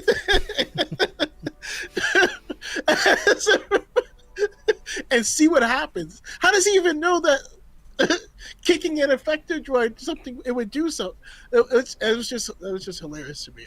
I actually really loved that whole thing, part of the episode. And Christopher Lloyd in there too. He was cool. But we do have some quotes from Bryce Dallas Howard about Ahsoka Season 2. Let me find it really quickly. She says, and she was speaking at a con. I forget which con it was, but she was speaking at a LA Comic-Con. And she said, it's so good. It's so good. It is beautiful, it is thrilling, it is adventurous, it is romantic. It's all the things that you want from an epic story. I just got to finish that up and am working on the cut, and it is just one of the greatest privileges and joys of my life getting to play in that sandbox. And the idea that I'm latching on to is, well, multiple ideas. Beautiful, thrilling, adventurous, romantic. Which doesn't reveal much about the narrative of Ahsoka Season 2, but it does give us an idea of where they're mind is, where their head's at.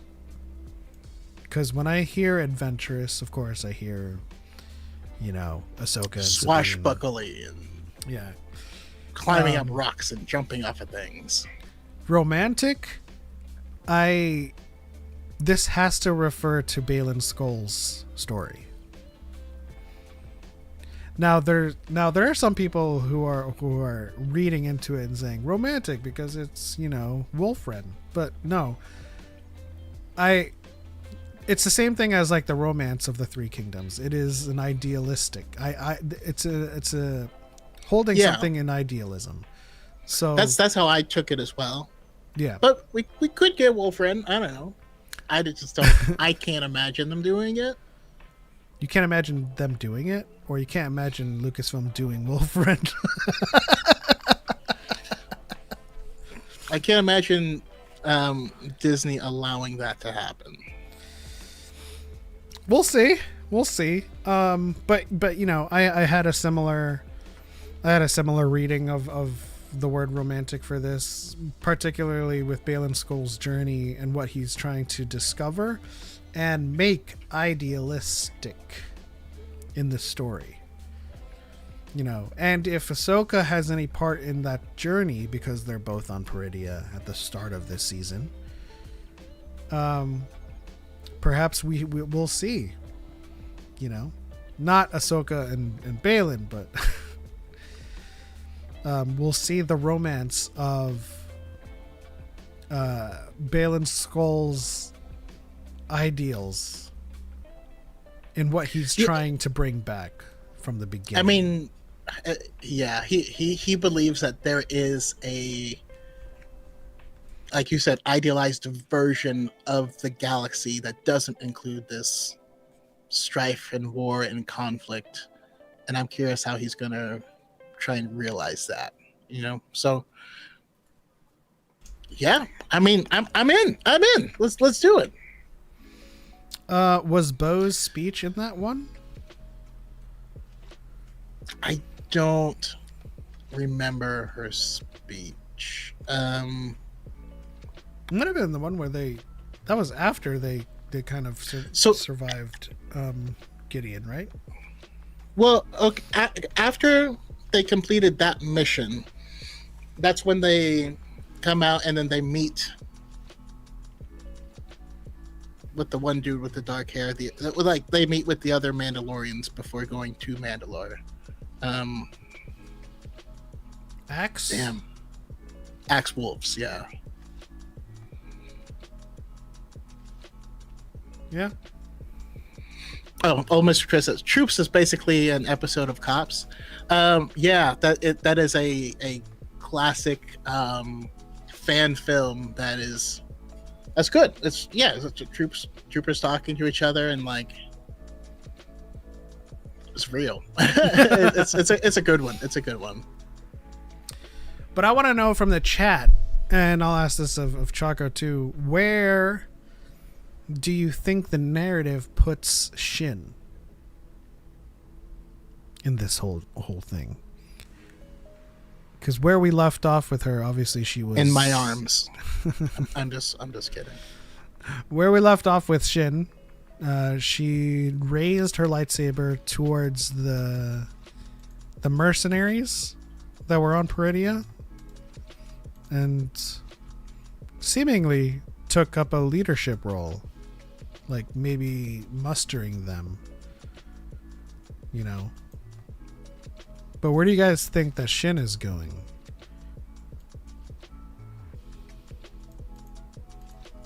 Where do you think Shin is going?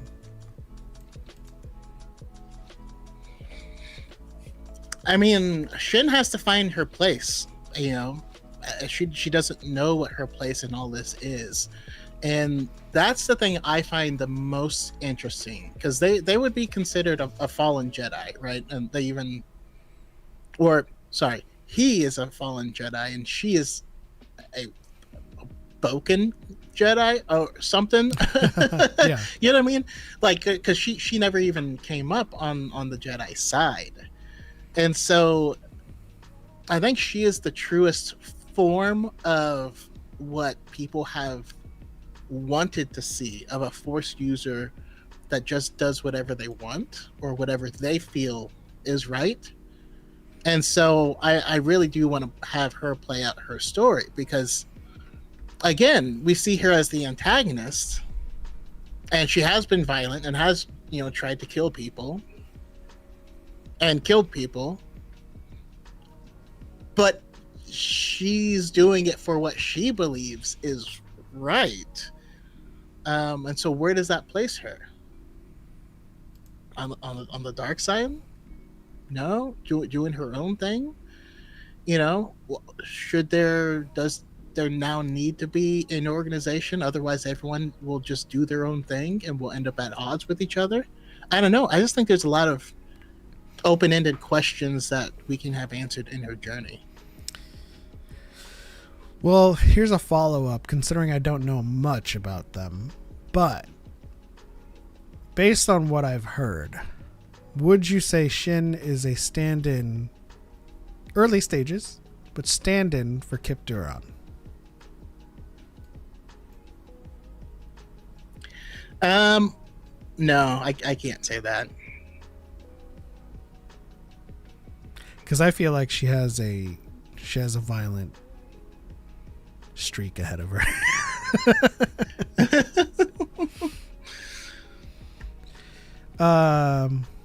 I'm afraid that the galaxy far, farther away is a backdoor for a reboot. What is this in reference to? That on Peridia, we might see the birth of what is a new Star Wars mini franchise separate from the main one. What would it be called? At least that's what I'm thinking. Star Piece? Peridia Wars. Peridia Star Piece War? I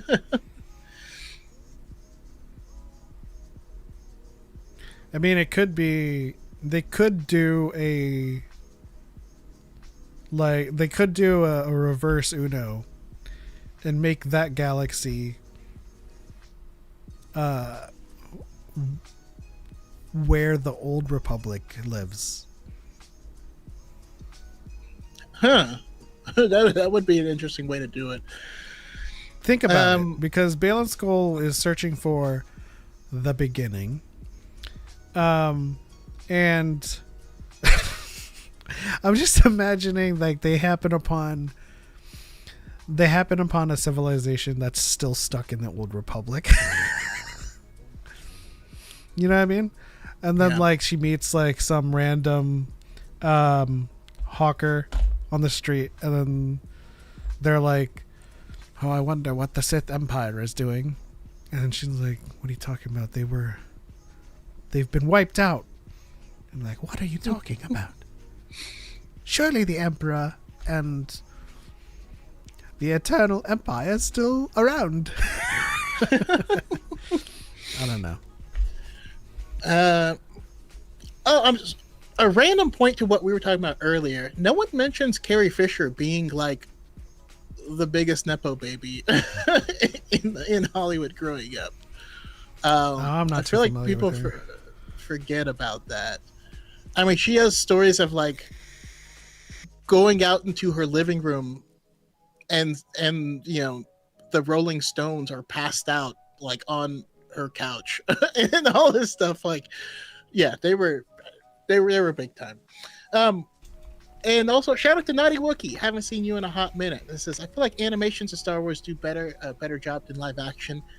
I agree, but that doesn't mean we should stop pushing to get better live action. Yes. Which is why Acolyte needs to return.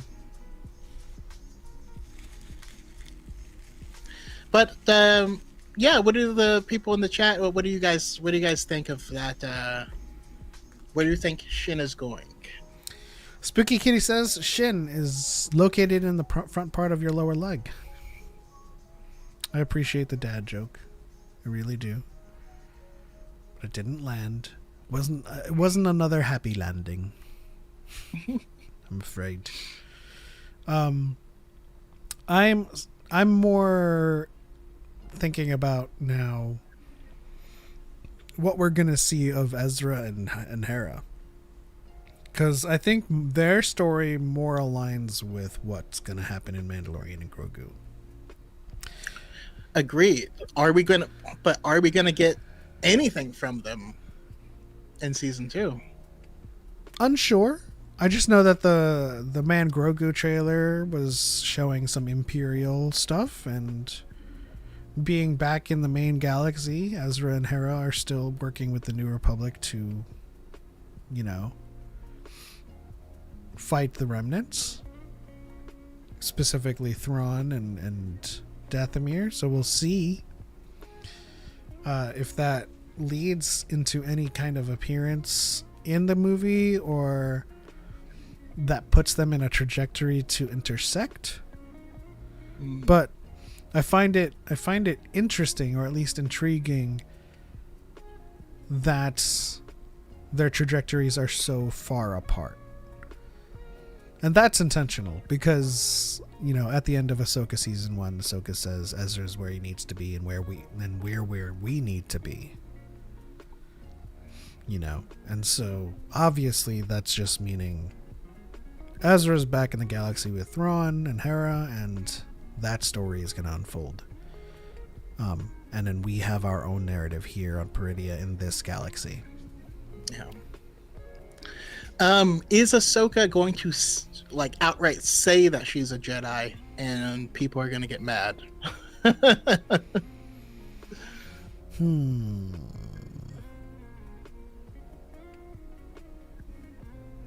I feel like ever since she made her live action debut, she's never rejected the notion, right? I mean, she's pretty much, yeah. There was just a lot of people that took, and even Filoni mentioned he was surprised at how much the "I'm no Jedi" line took off.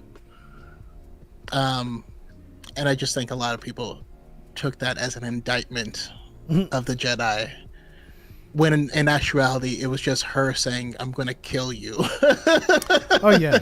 in that one scene, but I don't know, it is what it is. Because even in the first scene with in her first appearance in Mandalorian, when Morgan calls her a Jedi, she doesn't really respond in that way.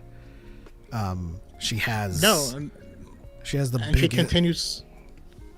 She has the biggest holdout of the Jedi tradition beside her at all times. That's Hu Yang, and he's always espousing Jedi tradition and Jedi procedure. And I feel like when she has the white robes, she's grown closer and closer to embracing at least that side of her.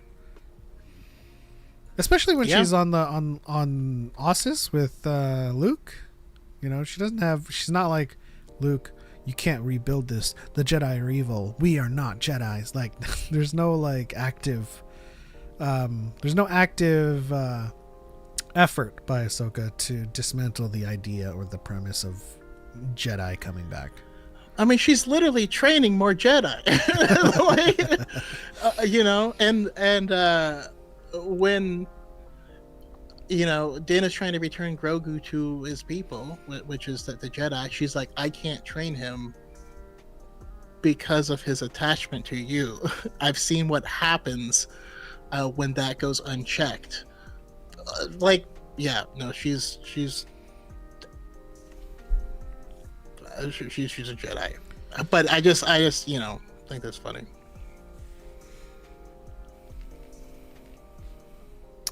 Read what Ellie says.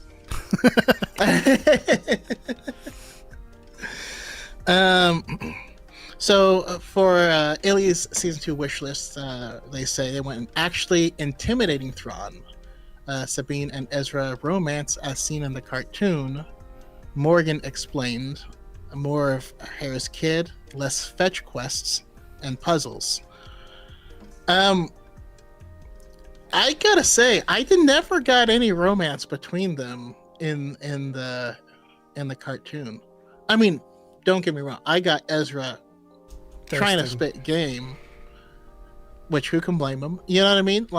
So, if I'm gonna be charitable with that reading, there are moments where Sabine kind of has a different outlook on Ezra closer to the end of Rebels, right? She's just a kid, he's a brat, you know, and then like towards the end they get really, really close.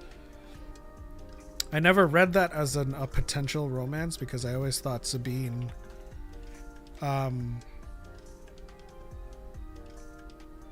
was gay. Listen, as soon as we met Ketsu, and Yeah. I was like, oh, never mind. Now, of course, just me. Of course, that's not to discount, like, you know, bisexuality. But, you know, I never really read that. But at the same time, excuse me, there is a closeness between them for sure. I don't know how the larger fandom is going to react to it. There were some people that were outrageously against her being force sensitive. And then there are some people who are outrageously against Ezra and Sabine just getting together in general. So I'll see what happens, and then I will judge it based off of that. Yeah. I also want to call attention to Naughty Wookie. Earlier they mentioned, you know, that they thought the Acolyte should have been so much better, and now that it was predictable, and that it lacked a lot of story. He says, I know y'all love it, but I wouldn't say I love it. Do you? Yeah, I would. Now, that's not any indication of how I feel about it critically. Because there are some problems with the story. There are some problems with the show and its execution of things. But what I love about it was what they were trying to accomplish. I loved the stranger and how his compulsion of Osha was based in empathy and trying to understand her pain and loss. He wasn't trying to manipulate her like Palpatine did with Anakin. It was all just like, I understand you. This is where I'm coming from. Now you make the decision. Right? Yeah. And it was all for a simple goal, to gain an acolyte. And I loved the message of the Jedi ultimately wanting to leave them alone, but having someone twist their attachment to justify their actions. Now, as someone who understands the nuance in storytelling, I understand that that is an indictment on the Jedi who acted out and not on the Jedi Order. It is a critique of the institution of the Jedi Order, but the story was an indictment on Sol and Torben. And those themes, those moral quandaries, those are the things, and the fights are the things that I loved about the Acolyte. But the show in general had a lot of problems, for sure. Yeah, and so I just kind of want to point out, because I know that both Pep and I get categorized as loving certain things, even if we don't. We just don't expressly and solely hate on them, right? Where we're always very open with our problems with certain projects are. So like, while I wouldn't say I loved The Acolyte, and I also think season 1 should have been better or could have been better, but I would also say that the issues with it are vastly like overspoken, right? It was hated before it came out by some very, very loud people, and so there was a lot of parts of it that were never actually given a chance. There's a lot of things that were entirely misinterpreted, but again by very loud people, and so the misinterpretation becomes the focus, and then that also creates problems. But I would also say that I feel like every Star Wars project struggles in its first season. And with maybe the exception of The Mandalorian and Andor. But like, I think season 1 of The Acolyte is better than season 1 of the Clone Wars. Well, and knowing how better things get over time as we fill in these gaps, I think it could have done something really, really special. Well, here's the thing. I feel like Star Wars struggles the most when it's in uncharted territory. Andor, as I say... Does it struggle the most, or does the fan base struggle with it? Well, when it comes to your point about the first season woes, I feel like it struggles the most when it comes to treading new ground. Because Andor excels in being in between the prequels and Rogue One. Yeah. The Mandalorian excels with being after Return of the Jedi, but before the sequels. The Acolyte was before the prequels, and the only thing we have is 150 years earlier in the books, but there's no through line that it has to inherit. That's true. So they had to create an entirely original story that needed to find its footing, that needed to find investment with fans. And to a degree, whenever I post a video about The Acolyte, lots and lots of fans loved the show. Like my latest video about The Stranger, I think it's like almost 2,000 likes now, but the comments are all, "Oh, I loved this show. I wanted a season 2." So it all depends on your audience and what they want out of the show and which ones get invested in the characters.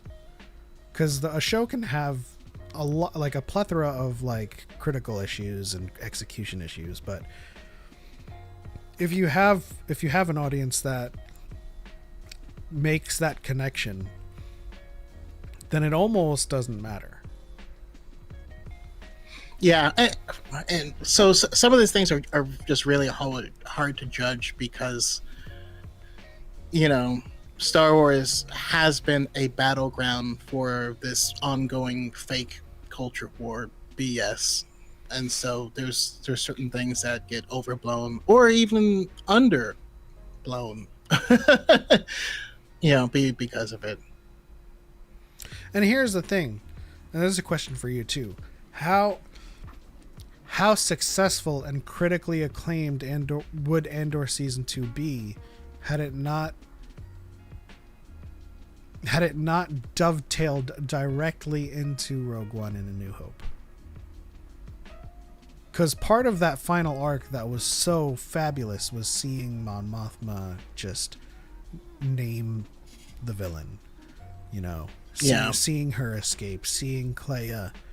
And I have a video coming out soon about Kleya and how she's the true clarion call of the rebellion, but how Kleya inherited the information that Luthen left behind and had to do what she had to do in order to keep that information from getting into the Empire's hands, and then amidst a whole Coruscant pursuing her, escaped with Andor. And all of that is only amplified by the fact that we know it's going to have a massive, massive impact on the story that we know that happens afterwards. Yeah. I mean, I do think the Rogue One connection helped a lot because there was a concession for a lot of people when it comes to Rogue One. Why did they show the fight on the reflection of his helmet? Which one is this?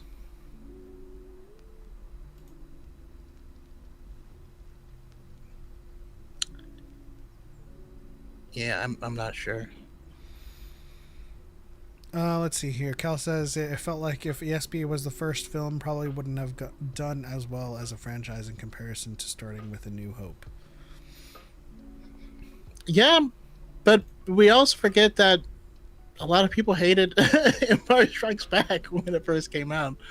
I actually was going to make a big video. I did a deep historical dive into seeing what critics and fans talked about it. There were so many like zines, because that's what the cool thing was. It was zines, and people mailed them back and forth and all this stuff. A lot of people were like, yeah, we're not going to talk about Star Wars anymore because it's not taking itself seriously. Like, they put a damn Muppet in the movie. Like, what is this? So yeah, it's just hard to say. But old Mr. Chris said it got canceled because it didn't draw. But that's the odd thing is it did draw. You know, it was the most popular thing on the platform, which it was the only place to see it. So it actually did have, like, the reach was pretty much as good as it could get, right? The only thing that had more of a draw than it was the Percy Jackson show, which had actually already started by the time of that year, and it also stayed in the top for Disney Plus until like recently. So it definitely had a draw, but again, I would just point out that they explicitly said at the shareholders meeting before it came out that they were going to do less shows. They were going to invest a lot less into the TV aspect and try to do more movies, and that's just literally what we've seen. We see that both Marvel and Star Wars just have less shows now. So yeah, I keep saying that the reason it got canceled is because Bob Iger said so. Now, I do think it could have earned a continuation, but their default position was canceling it. And they were also very clear about this. Leslie Headland said often that I wrote multiple seasons, but we are only greenlit for one season. And so I've written it so that it'll be open for more story, but that they will be a satisfying conclusion at the end of the first season. And she did. That wasn't a secret. That was told the entire time. Yeah, I mean the show had a pretty stellar performance post launch window too. It had a lot of staying power, according to the Illuminate streaming stats. And I think that's what Choco was alluding to, because by the end of 2024, Acolyte, Percy, and I think an MCU show was like at the top of the list. Like Star Wars, Marvel, and Percy was pretty much carrying the streaming service towards the end of 2024. Yeah, but it also continued to be in their top in 2025 as well. So there's a weird thing that there's a weird thing that people do when it comes to these numbers, and it's not how to explain it? It's doing weird comparisons, right? So like right now Netflix has a lot larger of a subscriber base than Disney Plus. So there are going to be things that have more viewers than over here because they're physically more. It'd be like if I put something in 10 movie theaters and you put it in 100, and these 10 are full all the time for the full year, and this 100 are nearly empty for a full year, but that'll still have more. You know what I mean? The other thing is that like Nielsen numbers are based off of a viewership time. So if one show does hour-long episodes and the other one does 30-minute episodes, hour-long is going to have a lot more viewership. If something on Netflix drops all of the episodes, it's going to have way more viewership. You know? I don't know. Yeah, I mean, I also think that there's still a possibility for it to continue not under the Acolyte umbrella. That's very true. And they've also already continued it in books and comics. So yeah, saying the draw isn't there is not true, but there are certainly other things at play. Bert says, I just came to tell you a breakfast joke, but I forgot it. How awful. Points. Stolen. I'm going to tell that to my wife tomorrow morning. There was some comments about, I think it was Naughty Wookie, but there were some comments about whether or not they should have done the Eternal Twins. I'm unsure if they meant that, or let me know in the chat if you were talking about that. If you thought that the Acolyte could have been better if they had done kind of like a ramshackle Thexan and Arkin story.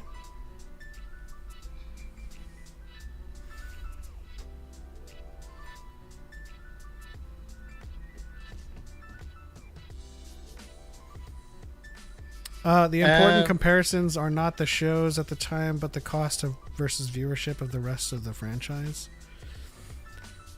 I mean, there's a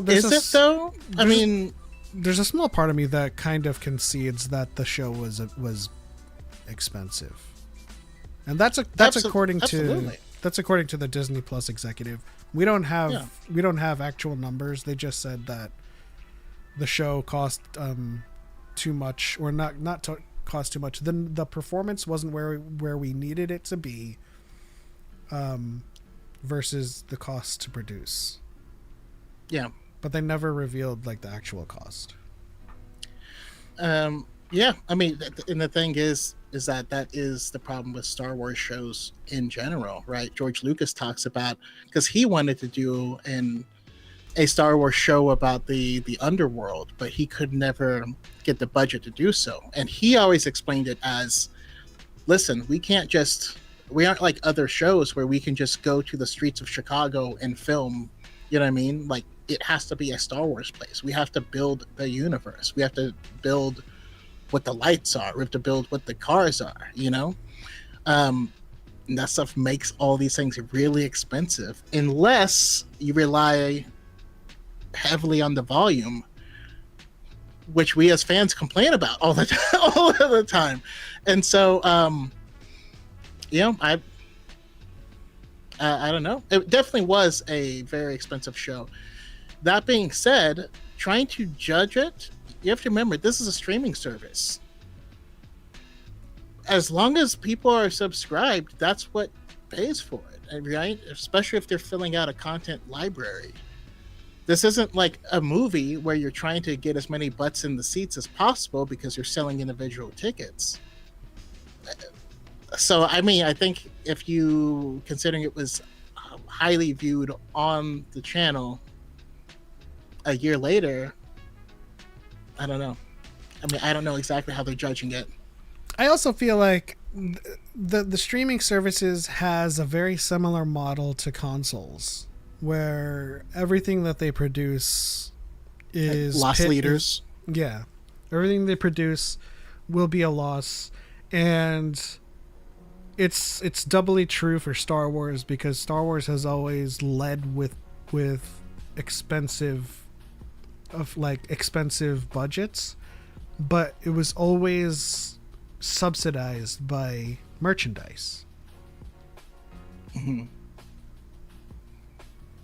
And Disney Plus is about to get a lot more subscribers because they're getting rid of Hulu and assimilating it, essentially absorbing it.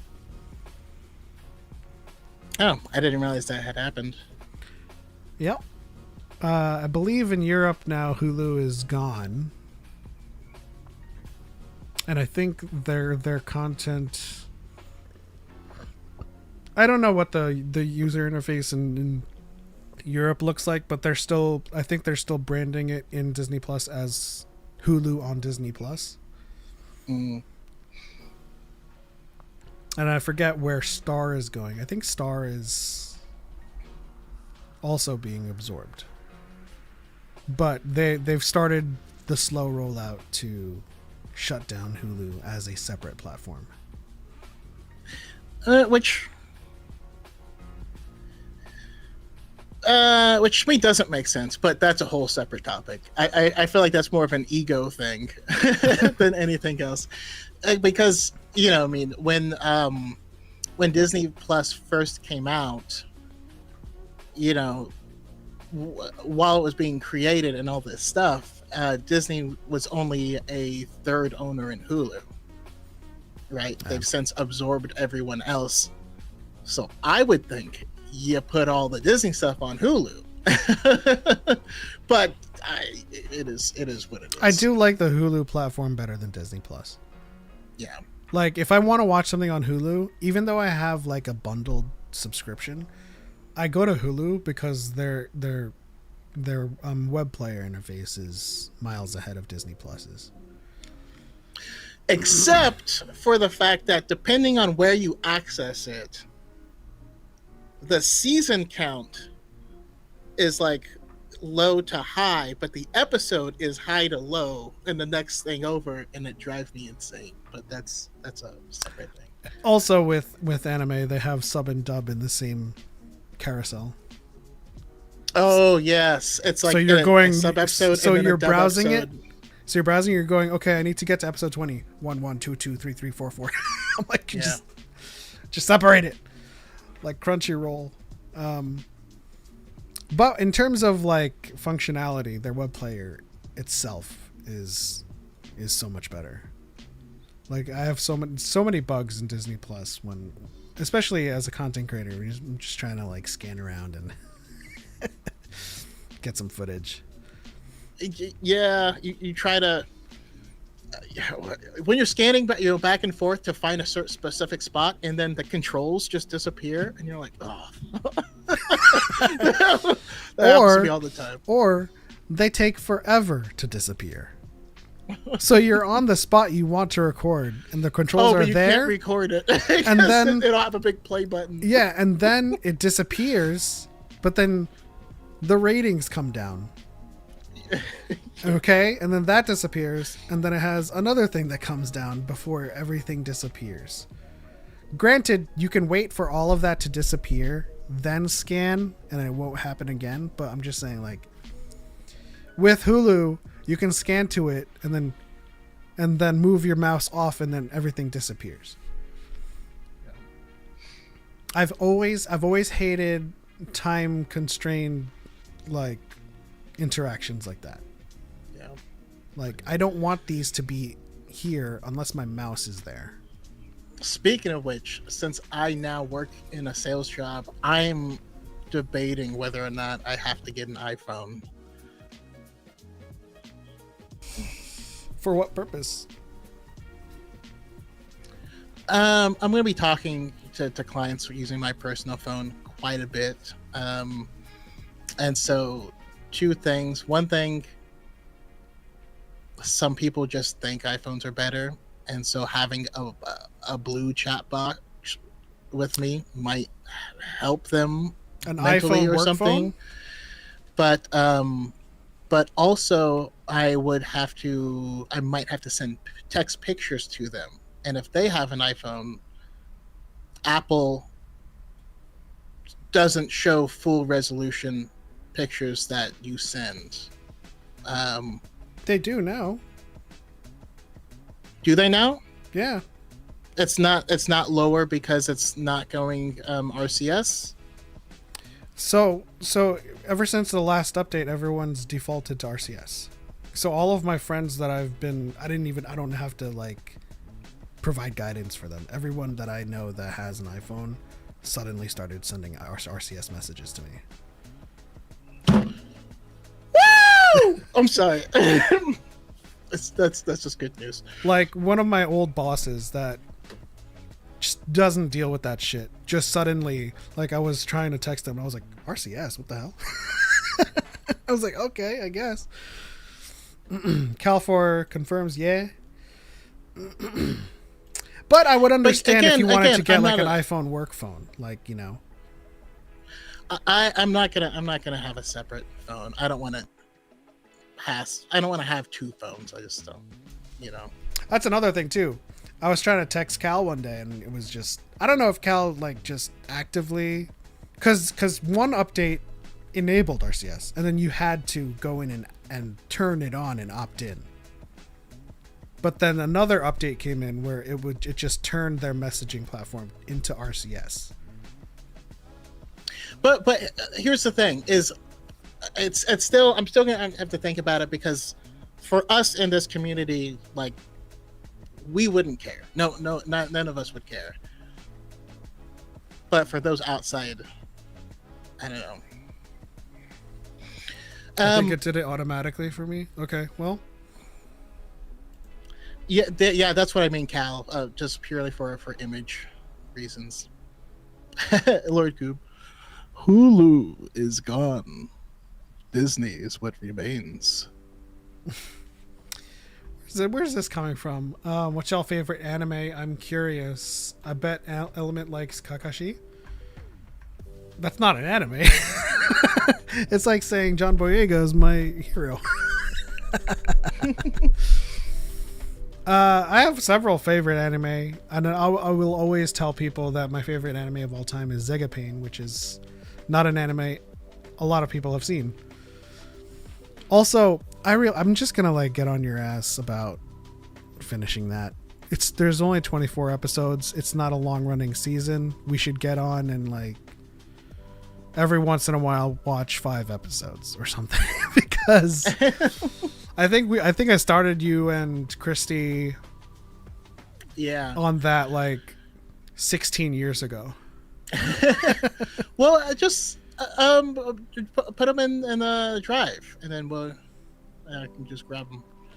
I have to get out Mr. all Chris of my says USB. mine drives. is Fist of the North Star. Nice. You know what? You ever have a favorite, but you're like, it's my. I say it's my favorite because of how important it was to me and my anime growth, but I haven't seen it in so long that I don't know where I can truly stack it. Does that make sense? So my favorite would be Ghost in the Shell, the standalone complex. Okay. Sack. I love me some Sack. Sack off. Element so patient that I picked that character Kakashi. I'm actually more of a Jiraiya guy. And Cal knows why, because I'm also A pervert. No, I was gonna say. Sorry, it was open. I had to. I was gonna say I'm partly thirsty. Okay. Which in One Piece terms, I am functionally Jinbei and romantically Sanji. I'm just like, ah! You know. Cal's OG fave is Cowboy Bebop. My current modern day is JJK. Here's a question for the chat and for Choco, and I suppose myself as I think about it. What is your favorite anime of all time in recent memory? Now you have your all time, which is Gitsak, but if you were to say what is your GOAT all time in the last 10 years? And I don't even think I have an answer to this without thinking about it for a while. Yeah, I don't have a true answer because there are so many that you know what I mean? Like, for me, it's like, does it suck me into the world this much? Am I unable to go to bed until I finish this next episode? Like, how much do I feel like a changed person when it's over? I mean, for the longest time, that was for a while. That was One Piece for me. But I've had that in the last 10 years. I've had that feeling multiple times. And that's my problem, is because it also varies by genre, you know? Does that new Predator count? I mean, if you love Killer of Killers, then Yeah. Oh, Blue Eye Samurai. Yeah. And then next season is coming back, but Blue Eye Samurai was really good. Bro, Naughty Wookie. Like reading Goho struck me funny a little bit. Lord Goop says free run might be it.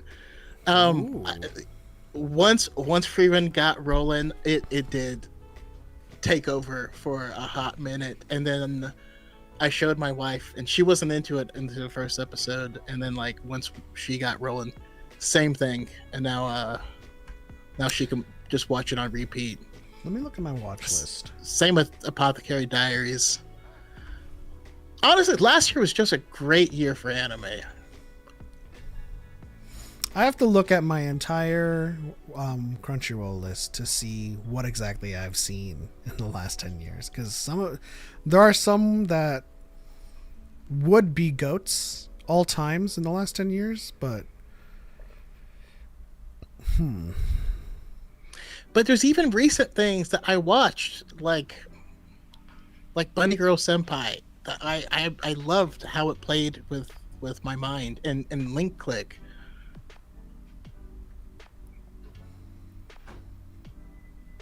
no, you're right. I don't Like- know. It's really hard to say. Like Tensura is on my mind now since I just Yeah. caught up too. I still don't think I've cried as hard as I did with Assassination Classroom. With anything, like maybe in my life. I thought I could say Fairy Tale, but it's that's outside more of 10 than years, 10 isn't years. it? Yeah. Fiddy says recent memory for me would be High School Girl, or High Score Girl. Dang, you think about high schools with that dress my darling or something? Cal, I kind of want. I mean, I know Cal has a lot of shows to watch, but I think Cal would really enjoy High Score Girl. Yep. Like a lot. Considering it's Yeah. so Cal. I mean, without saying anything about it, there's Street Fighter in it. What kind of slip was that? Sorry. It's because we were talking about it. Leave me alone. Hey, thank you for the follow 3. Yeah, the High Score Girl has Street Fighter in it. Just if I were to tell you anything about that. Indeed. This is tough, really. What are else people saying? Sky Blue is an anime that has stuck with me since I was little. You know, the soundtrack, the visuals. True. Have y'all seen Gen V? Yeah, we were talking about it in our Mixer segment. I am currently caught up. I think Choco's a couple of episodes behind. Yeah. Man. There's Tsukimichi. There is it wrong to pick up girls? There is, when was it? Would Konosuba be in the last 10 years? I mean, for me it is. I watched it for the first time like 4 months ago. There's Mushoku Tensei. Danmachi, or maybe Ascendance of a Bookworm. I did enjoy Ascendance of a Bookworm. Yeah. That's crazy, man. There's a lot. There's so many goods. The shtick got a little old, but Zenshi was also one of those ones as well. I still have to watch Senshu. And I'm still waiting for another season of I'm a Spider, so what? You can't end like that show did. And then just nothing. Oh my god. Yeah, I'm gonna need to find that light novel and when I get paid. Again, new job, so still waiting for the first check. There's man. Tier Moon Empire.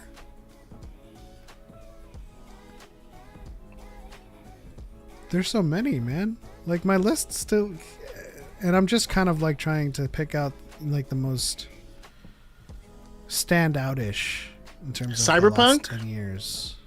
I still haven't watched that. Junie Tyson, Zodiac War. Man. There's a lot of nominees, for sure. But I still have to find my answer to that.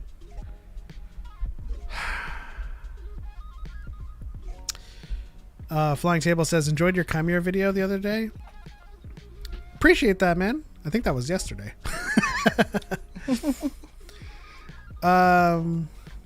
Did you guys see the trailer for Night of the Seven Kingdoms? I have not, but I am aware of it.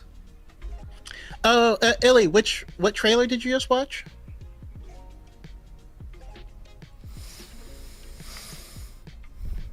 I think we have to pick one. We have to pick a goat in the last 10 years. Illy's talking about the trailer for Night of the Seven Kingdoms. Okay.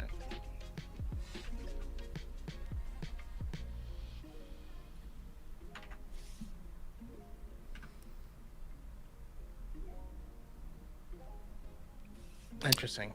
I think... Alright.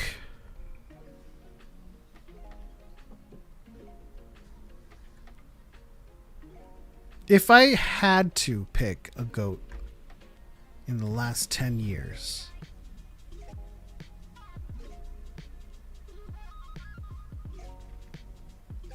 I think I would have to go with Tensura.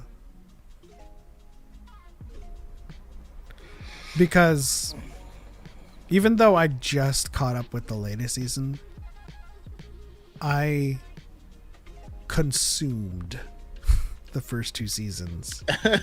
Yeah.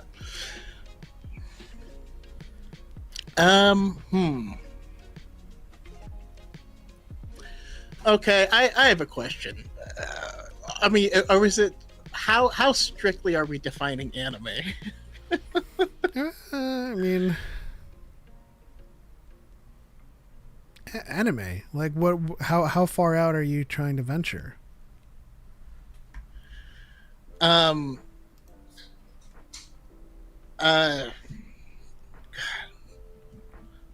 want to say Pantheon, but I don't know where that would fall. I mean, I wouldn't consider that an anime. Okay. I would say no. I would agree with you in naming that probably one of the best animated projects in the last 10 years. If you guys haven't seen Pantheon, please go watch it. We had, it was a friend of the channel that begged us to watch it, and then we did, and oh my god, it blew my socks off. It and both seasons of it are now on Netflix, which is better than when we had to watch it on YouTube. Hey, we got the general gist of it, though. Just some random ass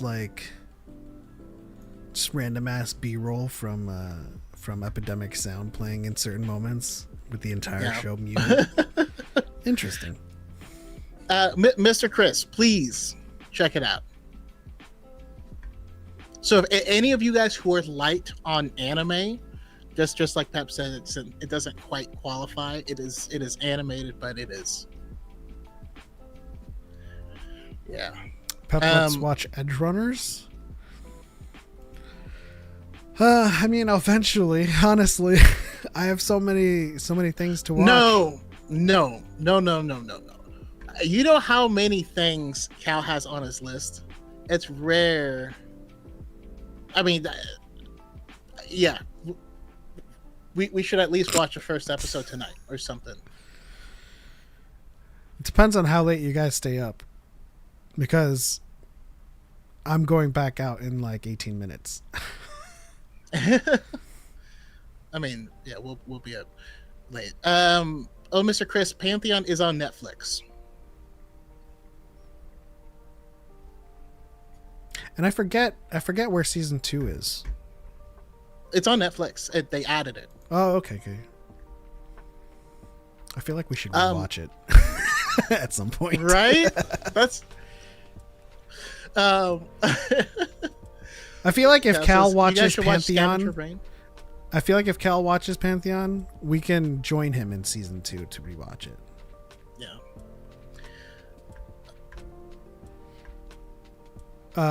You guys should watch Scavenger's Reign. Again, it's very high on the list. I actually did watch the first episode, but a lot of people who love Scavenger's Reign also love Pantheon. So my immediate watch queue right now is Genie Make Your Wish, which is a K-drama because I'm a Korea boo. That's for live action drama. And then for my anime immediacy, should I start Lord of Mysteries or should I watch Togen Anki?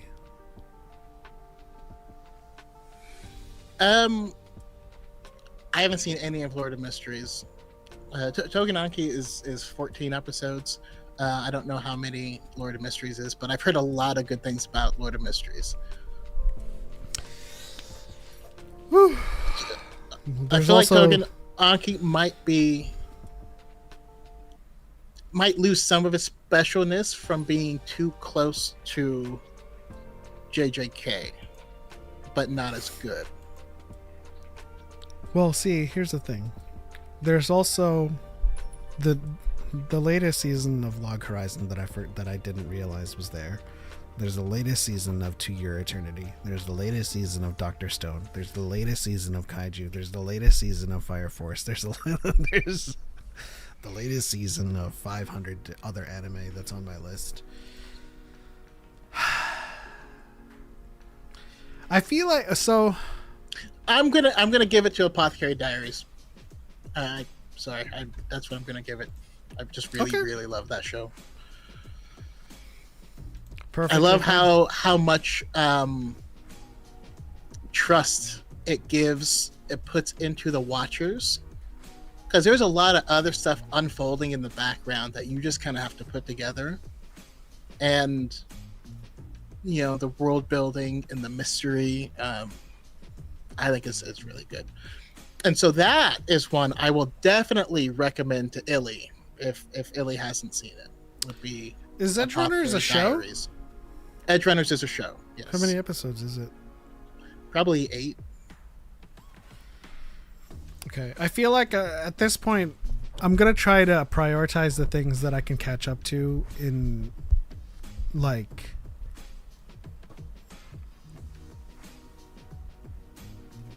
instead of starting something new. Right. So I have all of the latest seasons that I listed out. So if I watch Edge Runners with you guys, and then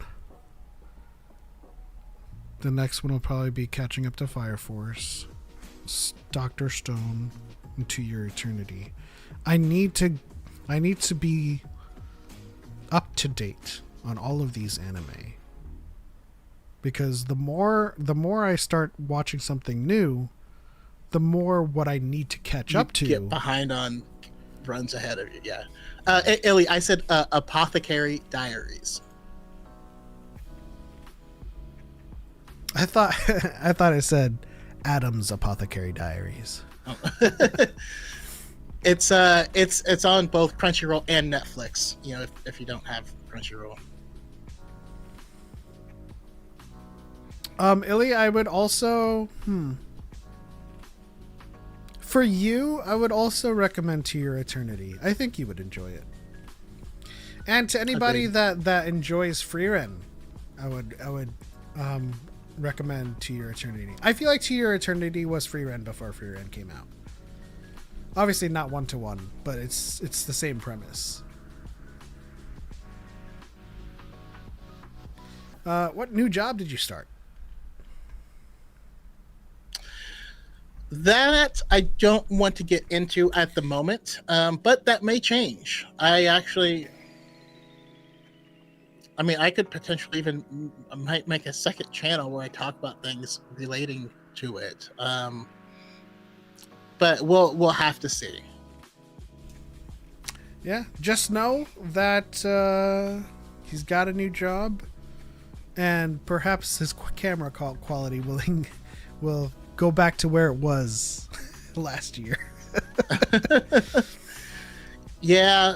So for anyone who doesn't know, my camera just got weird all of a sudden, and the HDMI out just no longer works for some reason, and so I had to change a bunch of stuff, and then I have to use a third-party program now. I don't know. It was so much better when I was just going directly connected, and yeah.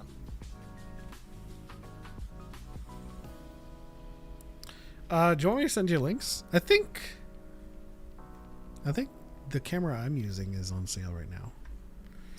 I don't need links yet.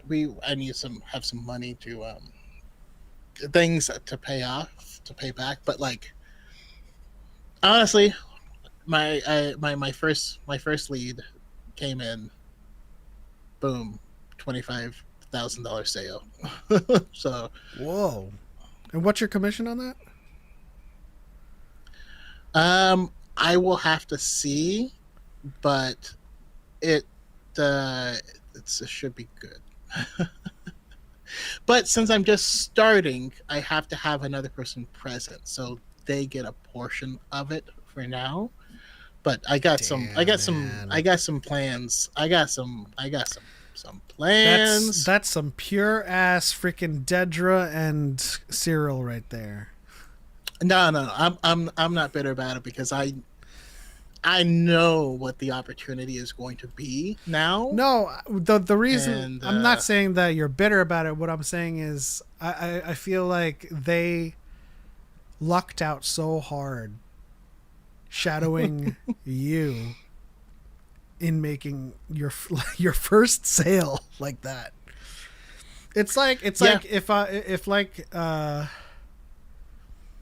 no, it's exactly what happened. You know, you're a new hire, you make the big sale, and the guy that's like, you know, that has to be with you on this sale, he's like, oh, okay, I guess I got it. You know. The last question I'll ask is, did they do anything, or was that entirely your pitch, your sale? No, that they did, right? There were certain processes that I had literally never gone through because, again, it's literally my first. So like I make appointments with specific leads, but it's like none of it. It's not like cold stuff. This is all. God, it's actually pretty crazy easy, but yeah, I book I'm trying to book appointments. First one I book was for the next day. They come in the next day. $25,000 sale. But there was just certain processes that I wasn't familiar with that they helped smooth things over with. Did you do any work? Because the way you just said it, it's like next day they came in, they're like, sold. I want to buy it. No, I mean I did. Yes. There was work involved. Gotcha. People do not want to be parted from their money, but when a need is a need, you present the solution. Yeah. Anyways, guys, as if the music knew it was time, it is now time to say goodbye. As Please Stop joins our TikTok. Hey, say no more. Say less. I want to thank everybody on the YouTube side, on the TikTok side, and on the Twitch side, if there's anybody on the Twitch side. I don't know about that.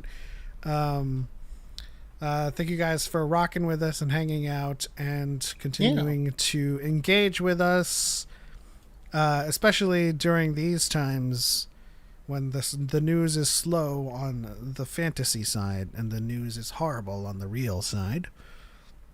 Thank you to Darth Angel and everyone else who got us to 1,500 likes on TikTok.